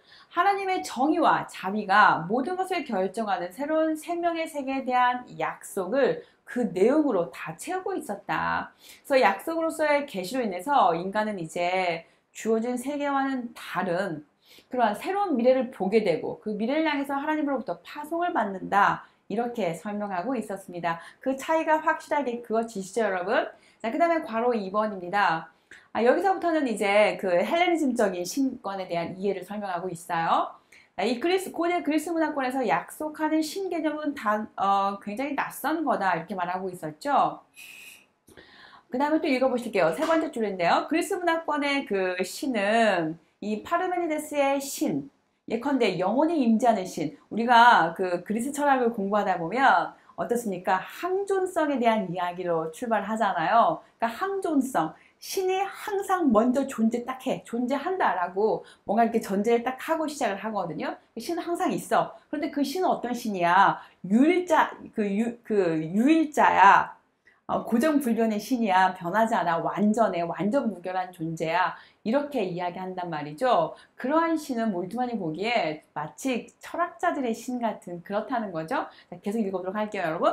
여기 보시면 이 파르메니데스의 신은 영원히 임재하는 신 혹은 임재의 신이다. 이미 존재한다는 거죠. 제가 항중성 말씀드렸어요. 이에 반해서 이 구약 성서의 하나님은 그냥 그대로 가만히 머물르는 것이 아니라 미래로부터 이렇게 오시는 하나님이더라. 이걸 찾았다는 거예요. 몰트만은 그의 신실하심을 통해서 약속의 성취를 보증하는 분이다. 이렇게 말하는 거죠. 그래서 이 철학자의 신, 고대 그리스의 그 신과 그 구약 성서에 나오는 신은 이렇게 달라. 이렇게 보여지고 있습니다. 계속 읽어보시죠, 여러분. 세 번째 파라그래프였고요. 첫 번째 줄 보시면 구약 성서의 전통 속에서 신약 성서는 하나님을 약속하는 하나님으로 이해하고 있다. 이렇게 말하고 있어요. 그래서 그의 그 기본 속성은 사랑, 곧 신실하심에 있다. 이렇게 표현하고 있었고요. 히브리서를 전거로 들고 있었습니다. 그 다음에 또 이제 거기 보시면 저는 여기가 또 굉장히 중요한 문장 같았어요. 우리가 하나님을 생각할 때 하나님은 절대 어떤 절대성이나 강조를 딱 두었을 때 절대로 변하지 않는 분이야. 우리 이렇게 얘기하잖아요. 그런데 거기 보시면 변함없는 그의 신실하심인 거지 뭔가 절대성 뭔가 고정불변 이런 게 아니라는 거죠. 뭔가 신실하심에다가 방점을 둬야 되지 절대성, 뭔가 절대 변하지 않아. 절대적으로 전능해. 절대적으로 전지전능하고 선하신 분이야. 절대 고정불변이야. 이렇게 방점을 주면 안 된다는 거죠. 자, 그 다음에 또 넘겨보도록 할게요. 자, 하나님의 약속은 그러면 어떤 의미를 내포하고 있느냐 궁금하시죠? 자, 502페이지 보실게요. 드디어 우리가 지금 500페이지를 관통하고 있어요, 여러분. 네. 자, 거기 보시겠습니다. 1번인데요. 하나님의 약속은 아직 주어지지 않은 새로운 미래 현실을 보증한다. 이렇게 표현하죠. 그래서 약속된 미래는 세계의 가능성에서가 아니라 약속의 하나님께 가능한 약속의 하나님께 가능한 것에서 솟아난다 이렇게 표현하고 있어요. 그러니까 그 가능성을 세계의 가능성이 아니라 하나님의 가능성에다가 두고 있다는 것이죠. 자, 그런 차이가 있었고요. 그 다음에 두 번째입니다. 하나님의 약속은 인간을 미래와 결합시키고 역사의 의미를 그에게 열어준다 이렇게 표현하고 있었죠, 여러분. 자, 그 다음에 두 번째 줄 더 내려가 보시면 그 약속은 희망과 하나님에 대한 복종 속에서 그들을 자신의 역사와 주인공으로 만든다. 또 중요한 강조점이 하나 있죠, 여러분. 무엇입니까? 복종이라고 하는 거죠. 그 앞에 또 뭐가 있죠? 희망이라고 하는 거죠. 어떤 약속이 있을 때 그 약속에 대해서 희망을 가지고 복종하면서 나아가는 거, 참여하는 거. 자, 여기가 중요하다. 그래서 역사의 주인공으로 바로 서는 거. 자, 그 다음에 3번입니다. 하나님의 약속으로 말미암아 열리는 역사는 동일한 것의 반복 내지 순환이 아니다. 이렇게 표현하고 있죠. 그것은 미래에 있을 약속의 성취를 향한 하나의 과정이다. 이렇게 표현하고 있었습니다. 중요한 포인트 무엇입니까? 과정이다 라고 하는 거죠. 자, 그 다음에 네 번째인데요. 약속의 말씀은 주어진 현실에 모순된다 이렇게 표현하고 있어요. 그도 그럴 것이 우리가 무엇이었습니까? 그 해결의 역사 철학에서 현실적인 것이 이성적이고 이성적인 것이 현실적인 것이다 라고 하는 그 말 속에서 현실은 이성적이지 않아. 이 국가가 이 현실이 이성적인 것이 이렇게 지배하고 다스리는 세계가 되어야 되는데 그렇지 않더라라고 하는 현실 비판적인 내용인 거잖아요. 그런 걸 생각해 봤을 때 어떤 미래 약속은 지금 현재 당면한 것과 어떤 거죠? 서로 어떤 그 다르다는 거죠. 모순이라고 하는 거죠. 들어맞지 않아. 지금은 절망인데 하나님이 희망을 말하고 있어. 이런 식으로. 나의 삶의 자리는 지금 지독한 그 패배와 절망과 어떤 자기 분열 속에 놓여 있는데 하나님이 주시는 그 미래에 오는 그 언약은 그게 아니라는 거죠. 모든 게 다 회복되는 이런 걸 말하니까 모순이 된다는 거예요. 자, 그렇게 이해하시면 좋을 것 같습니다. 그 다음에 또 어디까지 가시냐면 동그라미 5번이에요. 약속의 성취는 하나님의 자유로운 신실하심으로 인해서 가능하다 이렇게 표현하고 있었고요. 자, 두 줄 더 내려가시면 약속의 성취는 놀라움과 새로움의 요소를 내포하고 있고 약속은 새롭게 해석되고 변천할 수 있다. 여기 중요한 포인트죠, 여러분. 약속은 새롭게 해석되고 변천할 수 있다. 무엇인가 우리가 해석을 할 때 어떤 그 시대적인 상황을 이렇게 고려를 해야 하는 거잖아요. 그러니까 그 과거의 지평과 현재의 지평이 다르단 말이죠. 그런데 어떤 그 약속이라고 하는 개념을 과거의 지평에서 그대로 이어오는 거라고 생각하면 안 되겠죠. 오늘날의 그 지평과 함께 융합이 일어나야 된다는 그런 식으로 이해하면 좋을 것 같고요. 자, 그 다음에 6번입니다. 동그라미 6번 아래서 네 번째 줄입니다. 읽어보도록 할게요. 자, 모든 역사적인 성취 속에는 아직 성취되지 않은 부분들이 있다. 이렇게 표현하고 있죠.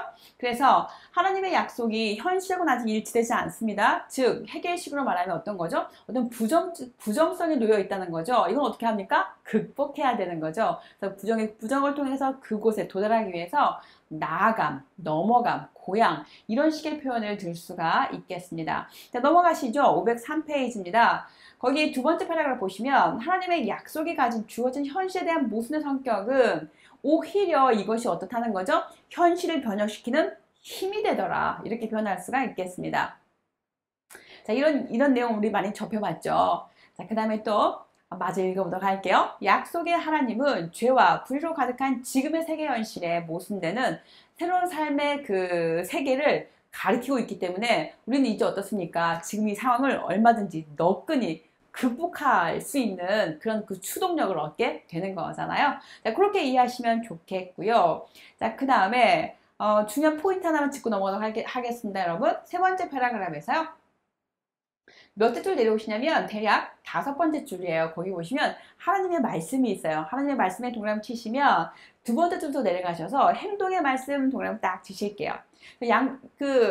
약속의 말씀은 이제 어떤 거죠? 우리로 하여금 무엇인가 그 액션을 취하게 한다는 걸로 전 문장을 읽었어요. 그래서 행동의 말씀이 되는 거다. 새로운 일들을 일으키는 그런 행동의 말씀이다. 뭔가 계속해서 이렇게 역동성을 우리 어떤 그 힘의 역동, 뭔가 그 힘의 추동이 일어나는 거죠. 뭔가 그곳에 도달하기 위한 뭔가 에너지원이 되는 거. 저는 그렇게 문장을 읽었어요. 그래서 굉장히 다이나믹했던 느낌이에요. 이 몰트만의 희망의 신학이. 자, 그 다음에 또 504페이지입니다. 맨 아랫줄 보시면 괄호 4번이 있어요. 약속의 하나님에 대한 인식은 하나님의 미래에 대한 선언적인 인식이고 하나님의 신실함의 인식이고 또 그의 약속을 통해서 생성하는 희망으로 확대되는 인식이다. 이렇게 표현하고 있었습니다. 그 약속은 어디로 가는 거죠? 결국은 희망이 되는 거죠. 그 약속을 붙잡고 그 약속에 희망을 걸고 이제 어떻게 하는 거예요? 그곳을 향해서 나아가게 한다는 거죠. 그냥 저는 그렇게 읽었고요. 그 다음에 또 505페이지입니다. 세 번째 패러그래프 보시면 하나님 인식은 하나님에 대한 고난을 동반하고 있다. 이렇게 표현하고 있죠, 여러분? 그 다음에 또 내려가시면 네 번째 줄도 내려가시면 자신의 존재가 새로운 피조물로 변화되고 하나님의 미래를 앞당겨 오고자 하는 실천적인 지식이다. 이렇게 표현하고 있었어요. 역시나 같은 맥락에서 보시면 되겠습니다. 어떤 모순을 경험했을 때, 모순을 발견했을 때 그것을 넘어서고자 하는 그런 노력이 어떤 새로운 피조물로 변화시켜준다. 이렇게 이해하시면 되겠습니다. 자, 그 다음에 또 키워드 하나 잡고 가시죠. 회상과 기다림이라고 하는 키워드인데요. 아래서 6번째 줄입니다. 회상과 기다림의 두 지평 속에서 현재와 미래의 경계를 넘어서는 인식이 우리에게 필요하겠다. 저는 그렇게 읽었고요. 넘어가도록 하겠습니다. 자, 어디까지 가시냐면요. 507페이지예요. 507페이지는 제가 너무너무 중요해가지고 막 그 파란색, 노란색 형광펜으로 다 그어놨어요. 그의 사유를 하나하나 다 이렇게 설명해 놓는 그런 내용이었거든요. 그래서 바로 5번은 대단히 중요합니다. 여러분 그 507페이지 별 띄워두시고 나중에라도 한번 꼭 읽어보시기 바래요. 정말 중요합니다. 보실게요. 그리스도의 복음도 구약성서의 약속에 비춰서 파악되어야 된다. 이렇게 말하고 있어요. 자, 그렇지 않으면 어떻게 되냐면 이제 복음은 종말론적 미래와 희망을 상실하고 계시에 관한 무역사적 이야기로 전락할 수 있다. 이렇게 표현하고 있습니다. 그래서 왜 약속의 빛에서 봐야 하는지를 설명하고 있는 내용이에요. 그래서 약속의 빛을 파악하지 않으면 이제 그 복음은 어떻게 되느냐? 역사성을 잃게 된다는 거죠. 자, 예수 그리스도의 약속에 관한 복음이 없게 되면 그 약속은 이제 어떻게 하는 거죠? 그 확실성의 성격을 잃어버리게 되고 또 약속이 없을 때 그 복음은 희망의 성격도 잃어버리게 된다. 이렇게 표현하고 있었어요. 그래서 그 아래 보시면 이제 기독교의 복음이 고대 헬레니즘 세계로 전파되면서 어떻게 변질되었는지를 설명하고 있는데요. 이 부분 중요하니까 같이 좀 읽어보실게요. 이 그리스 철학의 영향을 받게 되죠. 그래서 초대교회 신학은 어떻게 되는 겁니까? 그리스의 형이상학의 어떤 보편적인 신관념, 마치 철학자들의 신관념처럼 거기서 출발하게 되는 거죠. 그래서 이 그리스도의 비밀을 어떻게 파악을 하느냐면 영원한 신의 존재, 만물의 근원자이신 이 나사렛 예수 안에서 이제 어떻게 되는 거예요? 하나님이 육이 되었다, 성육신하셨다 이렇게 표현하고 있는 거죠. 그래서 예수의 비밀은 단 하나의 영원하고 근원적이며 참되고 변할 수 없는 신적 존재, 성육신에 있다 이렇게 보고 있는 거예요. 자, 그렇게 되면 이제 예수 그리스도의 아버지 하나님이 그리스도 형이상학의 신과 동일시되고 불변성과 불감수성 등의 어떤 그 형이상학적인 신의 속성이 하나님에게 그대로 부여되게 되는 거죠. 그러면 이제 십자가와 부활의 그리스도 사건 안에 있는 하나님의 역사적인 활동과 종말론적 미래 약속이 어떻게 되는 거죠? 다 싸그리 간과되게 되고 영원히 변하지 않고 동일하며 무감각하고 고난당할 수 없는 형이상학적인 신이 등장하게 되는 거예요. 고난받는 하나님의 개념을 말할 수가 없게 되는 거죠. 왜냐면 이 헬레니즘의 영향을 받은 그 신은 그야말로 완전 무결한 신이어야 하지 않아요? 완전 무결한 신이 고난을 받을 수가 없는 거죠. 그래서 이제 십자가 부활의 그리스도 사건 안에 있는 하나님의 역사적인 활동, 그리고 종말론적인 미래 약속, 이런 것들도 말할 수가 없게 된다는 거예요. 그래서 몰트만은 계속해서 그 약속을 붙잡게 되는데요. 또 그 아래 보시면 또 그 약속의 빛을 따르지 않게 되면 이제 또 어떻게 흘러가게 되냐면 마치 그 신비주의적인 그 영향 하에서 그쪽으로 흘러갈 수가 있다는 거예요. 계속 읽어보실게요, 여러분. 거기 보시면 세 번째 패러그래프인데요.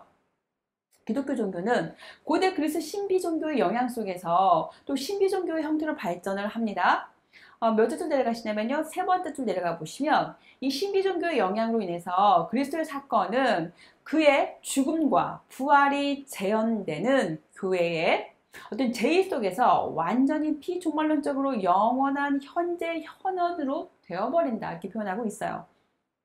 자, 그리스도와 함께 죽고 다시 살아나는 세례를 통해서 구원의 목적이 이루어진 것처럼 생각한다는 거예요. 그러니까 그 신비주의적인 종교의 영향을 받아서 이제 우리가 어떤 그 성례전이라든가 또 그 안에 들어있는 어떤 세례라든가 그런 걸 통해서 마치 구원이 지금 현재 일어난 것처럼 이렇게 오해할 수가 있다는 거죠. 그래서 이렇게가 되면 마치 이제 나는 구원을 받았어. 난 지금 세례를 받았으니까 난 이제 구원받았어. 그러니까 나는 아무렇게나 살아도 난 이미 구원을 얻었으니까 상관이 없어. 이렇게가 된다는 거죠. 몰두하는 그런 것들을 이제 우려하는 거예요. 그래서 약속이라고 하는 개념을 갖고서 약속의 계시를 봐야 된다. 몰두하는 그렇게 지적하고 있는 겁니다.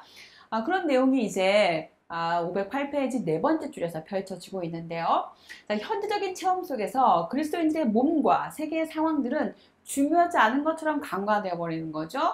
그래서 또 두 줄 내려가시면 약속된 구원의 미래에 대한 기다림은 약속된 미래가 이미 성취되었다고 착각하는 성취의 열광주로 대체되어 버린다는 거예요. 나는 이제 구원 받았고 난 세례 받았으니까 됐어. 뭐 이런 식이 된다는 거죠.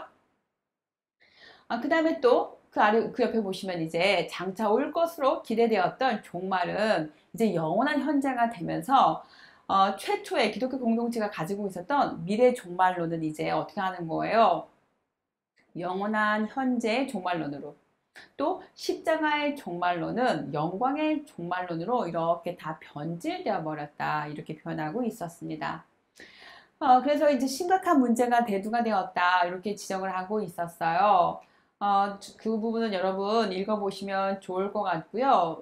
그래서 그가 심각하게 문제를 지적하고 있는 거, 거기 키워드만 짚어보실게요, 여러분. 두 번째 패러그래프에서 다섯 번째 로 올라가시면 약속의 사건 동그라미 치실게요. 그 아래 보시면 구원의 사건 동그라미, 이렇게 변질이 되었다는 거. 자, 그 다음에 또, 그리스도의 우주적인 통치에 대한 기다림과 희망이 사라지고 어떻게 되냐면 또 거기 마지막 줄이에요. 그리스도의 영원한 하늘 통치의 제의적이고 성내전적인 현재가 지배하게 되었다. 이렇게 문제를 지적하고 있었습니다. 자, 그 다음에 또 509페이지 가실게요. 바울은 이에 대해서 어떻게 표현하고 있었냐면, 그렇게 헬레니즘적인 열광주의에 이렇게 빠져 있었던 것을 바울은 어떻게 바꿔놨냐면, 뭔가 그 유보된 어떤 구원이 종말이 유보된 그런 것들로 말을 했다는 어떤 종말론적인 유보를 말하고 있었는데요. 몇 줄 틀리자면 여러분 네 번째 줄이에요. 자, 사도 바울은 동그라미 치시고요. 헬레니즘화된 기독교 신앙의 수정을 요구했다 밑줄 한 줄 내려가시면 종말론적인 유보와 그 다음에 십자가의 신학을 이렇게 말했다고 하는 거죠. 그래서 그 아래 보시면 종말에 성취될 것이다. 뭔가 현재적으로 경험은 되고 있지만 그러나 종말의 때에 가서야 눈으로 직접 마주 보듯이 마치 눈에 뭐가 그 비닐이 벗겨지듯이 이렇게 실제적으로 생생하게 볼 수 있다. 이렇게 말했다는 것입니다. 쭉 내려가 보시죠. 이제 몰트만에 관한 이야기가 나오는데요. 아래서 세 번째 줄이에요. 자, 몰트만에 의하면 복음서에서 그리스도의 복음 곧 하나님 나라의 기쁜 소식은 약속의 역사 속에서 선포되고 있다. 이렇게 표현하고 있어요. 그러니까 그가 약속으로서의 계시를 말할 때 전혀 증거 없는 이야기가 아니라 신약 성서에 나와 있는 이야기야. 이렇게 볼 수가 있겠습니다. 넘기시죠. 510페이지고요. 아래서 세 번째 줄 보시면 첫 번째 패러그래프 아래서 세 번째 줄이에요. 자, 예수 그리스도의 복음은 그리스도의 미래 약속으로 파악되어야 하고, 미래 약속 동그라미에 또 약속으로서 그것은 약속된 미래 착수금으로 파악해야 된다. 어떤 거죠? 이 선취되었다. 그런 표현으로 보시면 되겠습니다. 자, 그 다음에 4번이고요. 실존의 역사와 세계사입니다. 자, 거기 보시면 위에서 여러분 몇 줄 내려오시냐면 네 번째 줄 내려와 보실게요. 자, 하나님의 약속된 미래를 향한 역사의 변화에 관심을 가질 수가 있겠죠. 그래서 하나님의 그 약속된 미래가 오늘 이 세계가 어떠한 변혁을 이렇게 일으키면서 그곳이 이루어질 것이냐 이런 거죠. 계속 보시면 1번입니다. 자, 역사 현실에서 눈을 돌리고 인간 내면으로 도피하는 기독교 전통 비판하는 거. 이거 누굽니까 지금? 불트만이죠 지금. 자, 그 다음에 또 그 전부터도 예컨대 아우스티누스라든가 칼뱅이라든가 또 루터라든가 이런 그 기존에 있었던 내면으로 자꾸 이렇게 시선을 돌리게 했었던 그런 그 사유에 대해서 비판을 하고 있는 거였고요. 자, 그 다음에 511페이지 괄호 2번에 보시면 초기 몰트만은 역사를 이른바 객관적 사실을 그 실사로 축소시키고 이를 통해서 무역사상에 빠진 실증주를 날카롭게 비판한다. 그래서 히스토리가 있고 괴시트가 있을 때 히스토리를 말하는 건 아니다. 괴시트를 말해야 된다. 이런 이야기였던 거 기억나시죠, 여러분? 자, 넘기실게요. 어디까지 가시냐면은요. 512페이지까지 넘어오도록 할게요, 여러분.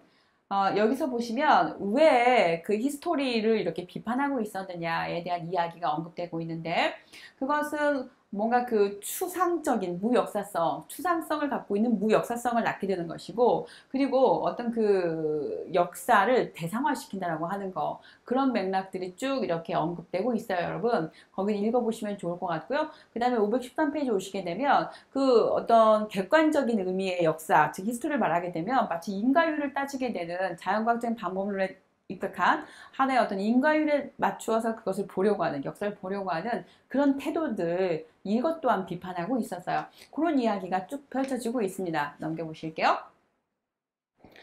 그 다음에 514페이지 보시면 아래서 네 번째 줄 보실게요. 이거는 이제 그 역사적 비평학적인 그 입장을 취했던 불투만을 비판하고 있는 내용인데요. 여기서도 여러분 누누이 이렇게 나왔던 내용이기 때문에 읽어보시면 좋을 것 같아요. 그래서 쭉 좀 보시면 되겠습니다. 넘길게요. 자, 어디까지 쭉 가시냐면은요. 517페이지예요. 517페이지에서 아래서 여섯 번째 줄입니다. 찾았을까요? 517페이지 여섯 번째 줄 보셨죠, 여러분? 자, 보실게요. 자, 몰트만에 의하면 사회적인 상황과 세계사적인 상황을 무시한 채 개인의 역사 내지 역사성의 의미를 발견한다는 것은 불가능하다. 그가 왜 몰트만을 계속 비판했는지에 관한 이야기를 지금 요약하고 있는 것입니다. 세계 역사를 무시하고 개인의 어떤 그 실존, 개인의 역사성만 이렇게 말하게 된다면 개인의 역사로 축소될 수밖에 없다라고 하는 거 앞에서 누누이 나왔던 그런 비판인 것이죠. 한 번 더 확인했습니다, 여러분. 넘겨보실게요. 자, 518페이지입니다. 몰트만에 의하면 무엇인가를 의미한다 라고 하는 어떤 그 용어를 설명하고 있었는데요. 자, 의미한다고 하는 것은 가리킨다, 예고한다, 지시해 보인다 라는 뜻을 갖습니다. 따라서 어떤 사건의 의미는 단지 개인 실존의 그 현재적인 진리로만 이해할 것이 아니라 미래, 중요한 포인트 미래인 거죠. 자, 미래 사건들에 대한 관계 속에서 역사적이고 종말론적으로 이해해야 된다. 이것이 몰트만의 입장이에요. 자, 쭉 내려가 보실게요. 자, 세 번째 패러그래프의 첫 번째 줄인데요. 몰트만에 의하면 예수의 과거를 회상할 때 그리스도인들은 하나님의 약속된 미래를 기다리면서 희망하는 거다. 이렇게 표현하고 있었습니다. 그 다음에 여기 문장도 저는 너무너무 멋져가지고 진짜 멋지다 이렇게 막 써놨거든요. 함께 보실까요? 자, 어디냐면요. 아래서 다섯 번째 줄이에요. 자, 멋진 주의보 내립니다. 읽어보도록 할게요. 거기 보시면, 자, 기독교 신앙은 언제나 동요하는 신앙이요. 기다리는 신앙이다. 이렇게 표현하고 있어요. 그들에게 현재는 영원의 순간이 아니라 기다리는 새로움이 태동되는 최전선이다. 이렇게 표현하고 있었어요. 신앙의 실존의 역사성은 단지 새로운 자기 이해에 있는 것이 아니라 그리스도의 교통 속에서 이루어지는 그리스도와의 어떤 그 교통 속에서 이루어지는 그리스도의 역사의 참여, 그 참여를 구체화된다 이렇게 표현하고 있었습니다. 여러분 어떠세요? 저는 이 표현들 너무 막 시적이면서 너무너무 멋졌던 것 같아요. 기다리는 새로움이 태동되는, 기다리는 새로움이 태동되는 최전선이다. 막 이런 표현들. 영원의 순간이 아니다라고 하는 것, 그 현재라고 하는 것이. 그 현재는 기다림의 새로움이 막 싹 트고 있는 최전선이다. 이런 표현. 이 현재가 그러니까 어떻습니까, 여러분? 얼마나 막 다이나믹해요. 막, 뭔가 시리에 빠져있을 시간이 아닌 거죠. 뭔가, 이 시간을 허투루 쓸 수가 없는 거예요. 이 현재라고 하는 게 너무너무 근사하고 멋진 그런 포인트이기 때문에 정말 그 터닝 포인트가 되는 거기 때문에 네, 기다리고 있는 그 새로움이 막 태동하는 그 최전선, 막 뭔가 여러분 화초에 꽃이 피는 모습 혹시 보셨어요? 꽃망울이 맺혀 있다가 막 터지려고 할 때 저는 그 순간을 목격한 적이 있었거든요. 그 순간을 목격하는데 진짜 너무 감동적이더라고요. 분명히 봉우리였는데 얘가 꽃망울 딱 터뜨리는데 그게 순간적으로 일어나는 거예요. 그래서 그거를 정말 숨을 죽이고 이렇게 들여다봐야 되는 거죠. 잠깐 이렇게 한눈 팔아도 안 되고요. 눈을 깜빡거릴 수도 없어요. 막 정말 숨이 멎을 것 같은 그 긴장 상태를 이렇게 유지하고 있을 때 이렇게 꽃말이 확 펼쳐지는 걸 볼 수가 있었거든요. 마치 그런 느낌이었어요. 그 눈앞에서 꽃망울이 터지기 직전의 그 상태. 그게 지금 현재라고 하는 거죠. 너무 멋졌어요, 저는. 자, 그 다음에 또 넘어가 보도록 하시죠, 여러분. 자, 519페이지예요. 519페이지 아래서 세 번째 줄인데요. 몰트만에 의하면 역사의 영속성에 대한 하이데거의 실제론적 해석은 적절하지 않다 이렇게 표현하고 있습니다. 하이데거가 말하는 역사의 영속성은 역사의 현실에서 괴리된 비현실적이고 추상적인 것이고 무역사적인 것이다 이렇게 비판하고 있는 거죠. 그러니까 한마디로 뭔 거예요? 지금 현재라고 하는 이 시간 테이블이 없잖아 이렇게 표현하고 있는 거죠. 뭔가 구체적이고 뭔가 직접적인 거 이런 게 없잖아. 그냥 보편적인 것만 말하고 있잖아. 하이데거를 이렇게 비판하고 있는 겁니다. 넘겨보실게요. 자, 그 다음에 또 어디까지 가시냐면요. 520페이지고요. 첫 번째 패러그래프에서 아래서 여섯 번째 줄 올라가실게요. 준비되실까요? 읽어보도록 하겠습니다. 기독교 신앙에 있어 실존의 역사성은 그와 함께 고난당함, 그와 함께 죽음, 그와 함께 부활함으로 인도하는 그리스도의 그 교통 속에서 어떤 관계성 안에서 그리스도의 역사에 참여함에 있는 거다 이렇게 표현하고 있었습니다. 인간의 현존의 역사성은 역사 현실에 참여하는 데 있다는 거죠. 참여. 그래서 실존적인 것이 아니라 우리의 삶이 죄책과 운명, 고난과 사랑, 신체성과 그리고 사회와 구체적으로 결합되어 있는 것을 말하는 거다 이렇게 표현하고 있습니다. 그러니까 우리의 어떤 그 실존이 우리 존재가 마치 허공에 공중에 붕 떠 있는 그런 존재가 아니라는 거죠. 그야말로 이 세계의 존재잖아요. 세계의 존재. 그렇다고 하면 그 세계가 당면한 그 모든 문제와 함께 이렇게 얽혀 있는 거죠. 모든 관계성 안에 놓여 있다고 하는 거. 자, 그 부분을 말하는 것 같았어요. 자, 이제 역사와 종말론입니다. 굉장히 중요한 내용이죠. 맨 아래 보시면 몰트만은 그동안 나타났던 역사의 종말에 관해서 네 가지 태도를 설명해 주고 있었어요. 그 첫 번째가 이제 칼 마르크스의 그 공산주의적인 입장이 있었고요. 그래서 쭉 따라가 보면 이 역사라고 하는 것은 그의 목적, 곧 종말에 도달하는 거다. 첫 번째로 올라가실게요. 역사의 우연과 고통은 보편사적으로 극복되는 거다. 이렇게 표현하고 있었죠. 그래서 공산주의 사회는 지금까지 역사의 종말, 곧 역사에 해결된 수수께끼다. 이렇게 봤다는 거예요. 그 마르크스 입장에서는. 그 다음에 또 이 현대 산업사회의 등장과 역사의 종말 현상이 나타난다. 이렇게 표현하고 있었고요. 그 다음에 세 번째 보시면 역사가 종말의 위기에 처한 상황 속에서 이제 불투만이 탈세계화와 탈역사화를 통해서 이 위기를 벗어나고자 했다. 이런 식의 또 종말에 관한 이야기가 있었고요.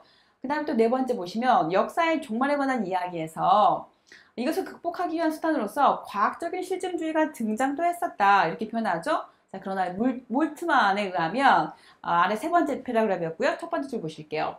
자, 이스라엘과 그리스도인들의 신앙에 있어서 역사는 하나님의 약속의 성취에 대한 그런 희망으로 인해서 열리는 거다. 그래서 본인은 역시 또 뭘 말하고 싶은 거죠? 약속에 대한 희망으로 그 역사의 종말을 말하겠다. 본인의 입장을 말하고 있었습니다. 자, 그런데 몰트만이 이제 기존에 이 종말론을 포기해왔던 세 가지 유형들이 있었다고 지적하고 있었는데요. 쭉 읽어보실게요, 여러분. 동그라미 1번 읽어보시고요. 쭉쭉 넘겨서 522페이지까지 쭉 보시면 이렇게 종말론이 이렇게 폐기된 그런 예들을 설명하고 있었어요. 이제 읽어보시면 좋을 것 같고요. 자, 그 다음에 523페이지로 넘어가시죠. 자, 거기 보시면 첫 번째 패러그래프에서 아래서 올라가 보실까요, 여러분? 아래서 여섯 번째로 올라가 보실게요. 거기 보면 부활의 희망은 역사의 엔진이고 용수철이고 역사의 행복과 고통이다. 이렇게 표현하고 있었습니다. 기독교 신앙이 희망하는 역사의 종말은 거기 별 띄우셔야 되겠죠? 자, 기독교 신앙이 희망하는 역사의 종말은 현재를 영원의 현재 혹은 영원한 현재로 만드는 것이 아니라 과거로부터 해방하고 새로움을 기획하는 최전선으로 만드는 거다. 이렇게 표현하고 있었습니다. 넘기실게요. 자, 그 다음에 또 어디를 보시냐면 524페이지입니다. 그 역사, 그동안의 역사의 개념이 이렇게 폐기되고 간과되고 그 다음에 종말론의 개념이 이렇게 폐기되고 간과되어 왔었다면 그것을 붙잡아서 몰트만은 역사적 종말론을 새롭게 이제 세워보고 싶은 거죠. 524페이지 세 번째 패러그래프입니다. 첫 번째 줄 보시면 몰트만에 의하면 종말론을 통해서 근거되는 약속의 역사는 참으로 역사를 가능하게 하는 거다. 이렇게 표현하고 있었습니다. 그 다음에 또 쭉 내려가셔서 이제 그가 역사에 대해서 설명하고 있는 내용이 나오는데요. 아래서 세 번째 줄이에요. 역사는 동그라미 치시면 새로움과 약속된 것의 범주들 속에서 인지되고 추구된다. 이렇게 말하고 있었습니다. 그리고 525페이지 가시죠. 거기 세 번째 줄 보시면 역사의 의미는 영원히 변하지 않고 머물러 있는 본질이나 근원자에 있는 것이 아니라 하나님의 미래로부터 올 것으로 기다려지고 또 현재의 파송으로 파악된다. 이렇게 표현하고 있었습니다. 하나님의 미래를 향한 파송을 통해서 현재는 실제로 가능한 것이다. 그리고 이 실제로 가능한 것과 중재되고 미래를 지향하게 된다. 이렇게 말하고 있었어요. 그러니까 몰트만에게 있어서 현재라고 하는 개념 굉장히 중요한 거죠. 역사의 개념 굉장히 중요한 거죠. 그 역사와 그 종말이 어떻습니까? 약속이라고 하는 것을 딱 이렇게 모이게 되고 그리고 그 약속이라고 하는 것은 이제 어디를 이렇게 향하게 되는 거죠? 희망을 향하게 되는 거고 그 희망은 또 어디를 가리키게 되는 거죠? 순종과 복종과 참여로 우리를 인도하고 있습니다. 그의 희망의 시작은 그렇게 우리를 이끌고 있어요. 자, 그 다음에 또 6번입니다. 페이지 525페이지고요. 하나님 되심을 검증하는 해석학적인 구도 이렇게 표현하고 있었습니다. 자, 현대는 어떻습니까? 우리가 세속화 이 세계에서 원래는 이 창조 신앙을 근거로 해서 만들어진 세속화 신앙이기 때문에 오히려 그것은 올바로 된 이 세속화 신앙은 이 세속화 안에서 하나님을 말할 수 있어야 되는데 오히려 하나님이 없이 지내게 되는 그런 이 현대사회가 되었다는 거죠. 자, 그래서 맨 아래줄 보시면 이와 같은 상황 속에서 하나님 되심을 검증할 수 있는 그런 해석학적인 패러다임이 뭐냐, 이제 이 몰트만이 제시하고 싶은 거예요. 세 번째 줄 보실게요, 위에서. 몰트만은 먼저 기독교 신학에 깊은 영향을 주었던 세 가지 검증 구도를 이렇게 이제 제시를 합니다. 첫 번째가 뭐냐면 우주론적이고 세계사적인 패러다임 안에서 뭔가 이렇게 그 해석을 해봤다는 거죠. 그 다음에 그럴 때 뭐가 나오냐면 세 번째 패러그래프 첫 번째 줄이에요. 우주적이고 이 세계사적인 패러다임은 정치적인 성격을 띠고 있고, 그리고 또 맨 아래 보시면 이 로마 제국의 평화를 세우는 정치적 기능 속에서 하나님 되심을 검증한다 이렇게 표현하고 있었죠. 그래서 하나 같은 그 도구화 되었던 그런 그 해석 방법이라고 저는 이해를 하고 있었는데요. 자, 그 다음에 두 번째 인간학적인 그 패러다임이 있었어요. 거기 보시면 맨 아래 두 번째 줄인데, 인간학적인 패러다임에 의하면 예수 안에서 일어난 하나님의 계시는 자기의 실존을 질문하는 인간에게 뭔가 그 답으로 제시가 되었다는 거죠. 자, 이것은 다분히 인간학으로 이렇게 협소화되는 그런 것들이 있는데요. 그 다음에 3번 가실게요. 존재 신학적인 패러다임이 있었어요. 이런 식으로 뭔가 하나님을 말할 수 있는 그런 해석학적인 패러다임이 있었는데, 자, 그러면 이에 대해서 몰트만은 뭘 말하고 싶은 거냐? 4번이죠. 자, 새로운 역사를 일으키는 약속으로서의 계시로서 이걸 가지고 내가 하나님 되심을 말해보겠어 라고 하는 게 몰트만의 입장인 거죠. 자, 거기 보시면 동그라미 1번이에요. 자, 약속으로서의 계시가 왜 좋은지를 지금 설명하고 있는 거죠. 거기 보시면 죄와 죽음의 세력에 사로잡힌 세계 현실을 드러내고 새로운 미래를 이렇게 앞당겨 오고자 하는 변증법적인 성격을 갖고 있어. 자, 그 다음 두 번째입니다. 하나님의 약속으로서의 계시는 역사 혹은 실존을 드러내는 것이 아니라 역사와 실존함을 새로운 지평 속에서 열어 밝혀준다는 거죠. 그 다음에 세 번째, 인간은 세계 보편적인 허무성이나 인간 실존의 문제성 때문이 아니라 하나님의 약속과 부르심, 바로 그것 때문에 하나님에 대해서 질문하게 된다 이렇게 말하고 있었습니다. 그 다음에 네 번째 529페이지예요. 하나님의 결정적인 계시는 십자가에 달려 죽은 예수의 부활과 현현에 있는 거다 이렇게 말하는 거죠. 자, 그래서 5번 가실게요. 자, 이제 몰트만은 약속으로서의 계시라고 하는 자기 해석학적인 패러다임을 펼치려고 해요. 자, 그래서 어떻게 이제 기존의 그 세 가지 패러다임을 수정을 하느냐면 거기 나옵니다. 동그라미 1번. 이 바르트가 말했던 그 존재 신학의 그 패러다임은 하나님의 미래를 향해서 확장되어야 된다, 확대되어야 된다 이렇게 말하고 있었고요. 그 다음에 동그라미 2번 보시면 약속의 패러다임으로 역시 변해야 돼. 그러니까 다 기존에 말했던 거를 약속으로 다 바꿔야 돼 이렇게 주장하고 있습니다. 그렇게 읽어보시면 좋을 것 같고요. 그 다음에 7번입니다. 거기 보시면 몰트만의 신학적 전환과 발전이 나오는데요. 그 새로운 시대적인 상황들 속에서 그의 신학이 이렇게 변해가는 모습을 볼 수가 있어요. 그렇다 보니 이 시대적인 상황이 변하다 보니 그가 추구하려고 하는 그 신학도 당연히 어떻게 했어요? 방향이 조금 바뀌겠죠. 또 그러다 보니 서로 말이 맞지 않는 것 같은 그런 지점이 드러나기도 합니다. 자, 어느 지점에서 드러나고 있는지 잠깐 살펴보도록 할게요. 자, 거기 보시면 두 번째 패러그래프고요. 아래서 올라가 보시죠. 네 번째 줄입니다. 자, 희망의 신학을 중심으로 했던 1960년대입니다. 거기서 보시면 우리가 방금 이야기했던 것처럼 어떻습니까? 이 예수의 부활을 통해서 약속된 종말의 그 희망, 그 다음에 선취, 그리고 이에 근거한 역사의 새로운 변혁, 여기가 이제 중심이었단 말이에요. 희망의 신학에서 관심사가. 자, 그런데 1972년에 출간된 그의 책이 있어요. 무엇입니까? 십자가 달리신 하나님이에요. 자, 여기에서부터 신학적인 전환이 일어나게 되는데 세 번째 줄입니다. 거기서 보시면 이 전환을 뭐라고 말하냐면 희망의 신학, 역사적 신학에서 십자가의 신학으로 이렇게 전환된 거다. 그래서 희망의 신학이 뭘로 간 거다? 십자가의 신앙으로 간 거다. 이렇게 동그라미 주시면 되겠습니다. 그래서 두 줄 더 내려가시면 예수의 고난, 이 예수의 고난을 성부, 성자, 성령이 한 몸을 이루는 동시에 서로 구별되는 삼위일체 하나님의 고난으로 이렇게 보고 있었어요. 여기 굉장히 중요한 내용이에요, 여러분. 예수의 고난을 예수 혼자가 아니라 이 성부, 성자, 성령의 한 몸을 이루고 있는 그러면서 또 서로 구별되는 삼위일체론적인 그런 그 하나님의 고난으로 보고 있다는 거 굉장히 중요한 내용입니다, 여러분. 자, 그렇게 넘겨보시고요. 자, 또 어딜 가시냐면 532페이지인데요. 거기 보시면 첫 번째 패러그래프과 두 번째 패러그래프 있어요. 거기 보면 희망의 신학에서 이제 십자가에 달리신 하나님으로 갈 때 어떤 변화가 있었는지를 설명하고 있는 내용인데요. 여러분 여기도 나중에 시간을 내셔서 꼭 읽어보시면 좋겠어요. 굉장히 중요합니다. 꼭 읽어보시기 바래요. 그래서 이 십자가에 달리신 하나님에서는 그 중요한 포인트가 뭐냐면 뭔가 그 약속을 가지고 미래로부터 오시는 하나님, 그러니까 뭔가 초월해 계셨다가 이 세계로 이렇게 오시는, 당도하는 그런 하나님의 그런 느낌이라면 이제 십자가 달린 하나님에서는 어떻습니까? 고난당하는 하나님, 이미 우리 안에 내재하고 계시는 그런 이 땅 가운데 함께 그래서 고난당하는 하나님 이런 느낌이 든다는 거죠. 자, 그리고 또 이 고난당하는 하나님은 이제 어떻습니까? 아픔과 고통에 함께 공감하는 공감적인 하나님이 될 것이고요. 그리고 또 어떻습니까?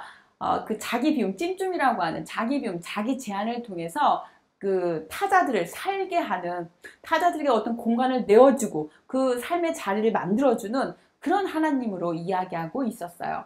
자, 그런 내용 읽어보시면 되겠고요. 자, 그 다음에 또 533페이지로 가실게요. 거기 보시면 어디를 보시냐면 여러분 두 번째 패러그래프 여기 굉장히 중요하죠. 여기 별 띄우셔야 되는데요. 자, 예수의 순환과 죽음을 성령 안에서 아버지 하나님과 그의 아들 예수 사이에 일어난 삼위일체적인 사건으로 파악한다. 동그라미 딱 치셔야 돼요. 그리고 이 삼위일체 신앙의 불가피성을 제시하고 있다. 동그라미 딱 치셔야 됩니다. 굉장히 중요합니다. 자, 그 다음에 내려가서 세 번째 패러그래프인데요. 1975년에 그의 출간된 저서가 있습니다. 교회론인데요. 자, 성령의 능력 안에 있는 교회 이렇게 말하고 있습니다. 이 삼위일체론을 이제 어떻게 합니까? 실제로 교회가 어떻게 해야 되는지를 하나하나 이제 제시하고 있는데요. 거기 세 번째 줄 보시면 교회를 세계와 함께하는 하나님의 삼위일체적 역사의 운동 안에 있는 교회로 파악하고 있어요. 그러니까 이 교회가 하나의 어떤 그 건물로서의 교회가 아니라 뭔가 그 그리스도교라고 하는 어떤 그런 종교만의 어떤 교회 그런 것이 아니라 이제 전 우주적으로 전 우주가 하나의 교회가 되어야 되는 거죠. 이 교회의 개념이 전 우주적인 교회로 확장이 되는 거예요. 그래서 전 우주적인 주님이 되는 거죠. 이렇게 만유의 주로 등장하게 되는 그런 내용이 바로 그의 교회론에서 펼쳐지고 있어요. 이런 내용을 읽었을 때 굉장히 막 벅차오르죠. 또 넘겨보도록 하겠습니다. 두 번째 패러그래프 보시면요. 1980년에 출간된 그 삼위일체와 하나님 나라가 있습니다. 그래서 조금 더 조직적으로 이제 체계화 시키고 있는 내용이에요. 그 내용 읽어보시면 되겠고요. 그 다음에 535페이지 첫 번째 줄만 밑으로 가실게요. 자, 희망의 근거. 우리가 계속해서 희망을 말했다면 그 희망의 하나님 어떤 하나님이냐? 바로 하나님의 삼위일체가 희망의 근거다. 이렇게 말하고 있었습니다. 굉장히 중요하고요. 그 다음에 그는 이제 사회 변혁을 말하니까 당연히 정치신학으로 또 이어져야겠죠. 그래서 그의 정치신학은 삼위일체론적으로 이렇게 설명이 됩니다. 자, 읽어보시면 되겠고요. 자, 넘기실게요. 자, 그 다음에 또 여기가 굉장히 중요한데요. 536페이지에서 세 번째 패러그래프에 올라가 보실게요. 아래서 다섯 번째 올라가 보시면 역시나 그는 사회 변혁이기 때문에 어떤 상황신학과 같이 맞물려 있다고 하는 거 거기만 그냥 확인하도록 하겠습니다. 자, 넘어오시죠. 537페이지입니다. 거기 두 번째 패러그래프 보시면 1985년도에 창조 안에 계신 하나님이라고 하는 저서가 있는데요. 자, 여기에서 이제 이 삼위일체론적인 패러다임을 생태학적이고 우주론적으로 발전시킵니다. 그래서 하나님의 삼위일체를 자연의 세계를 포함한 온 우주의 미래로 파악하고 있었어요. 자, 확인해 보시고요. 자, 그 다음 맨 아래 보시면 창조세계의 목적을 뭐로 보고 있냐면 하나님의 쉐키나로 표현하고 있었는데요. 쉐키나의 그 표현은 무엇이냐면 넘겨보시면 이 창조세계에 같이 내주하고 계시는 그런 의미로서 쉐키나를 말하고 있어요. 여러분 첫 번째 줄 나와있죠. 여러분 밑줄 긋도록 하겠습니다. 자, 삼위일체 하나님께서 창조세계를 변형시켜서 그 안에 거주하시는 거 안식의 개념으로 보시면 되겠어요. 자, 쭉 넘기시겠습니다. 여러분 어디까지 가시냐면요. 쭉쭉 넘겨서 이 부분만 좀 체크하고 넘어갈게요. 여러분 539페이지에서 맨 마지막 줄 1989년에 출판된 예수 그리스도의 길에서 그리스도는 우주적 그리스도로 확대된다. 밑줄 쫙 그으실게요. 우주적 그리스도로 확대되는 거. 자, 그렇게 읽어보시면 되겠습니다. 그래서 쭉 그의 이제 신학이 어떻게 전환되었는지를 설명하고 있었어요. 자, 그러면 우리는 이제 어디에다가 중점을 두고 싶냐면 그의 그 몰트만 신학에 있어서 그러면 비판점은 무엇이냐 이 부분을 좀 살펴봐야겠죠, 여러분. 제가 부지런히 달려왔는데도 그 몰트만의 어떤 그 신학에 대해서 비판점은 다 다루지 못했네요. 다음 시간에 이 부분을 좀 해야 될 것 같은데요. 이 부분 간략하게 그 비판점 몇 가지만 꼽아보고 그리고 이제 상황신학으로 넘어가 보도록 할게요, 여러분. 다음 주에 제 3부 들어갈 건데요. 제 3부 양이 또 굉장히 많습니다. 그래서 이걸 어떻게 요약을 하고 넘어가야 되나 좀 고민이 되는데요. 아무튼 다음 시간에 또 찾아뵙도록 할게요. 함께 해주셔서 너무너무 감사하고요. 여러분 정말 수고하셨습니다. 여러분 함께 동행한 여러분들 너무너무 멋지고 최고예요. 다음 주에 뵐게요.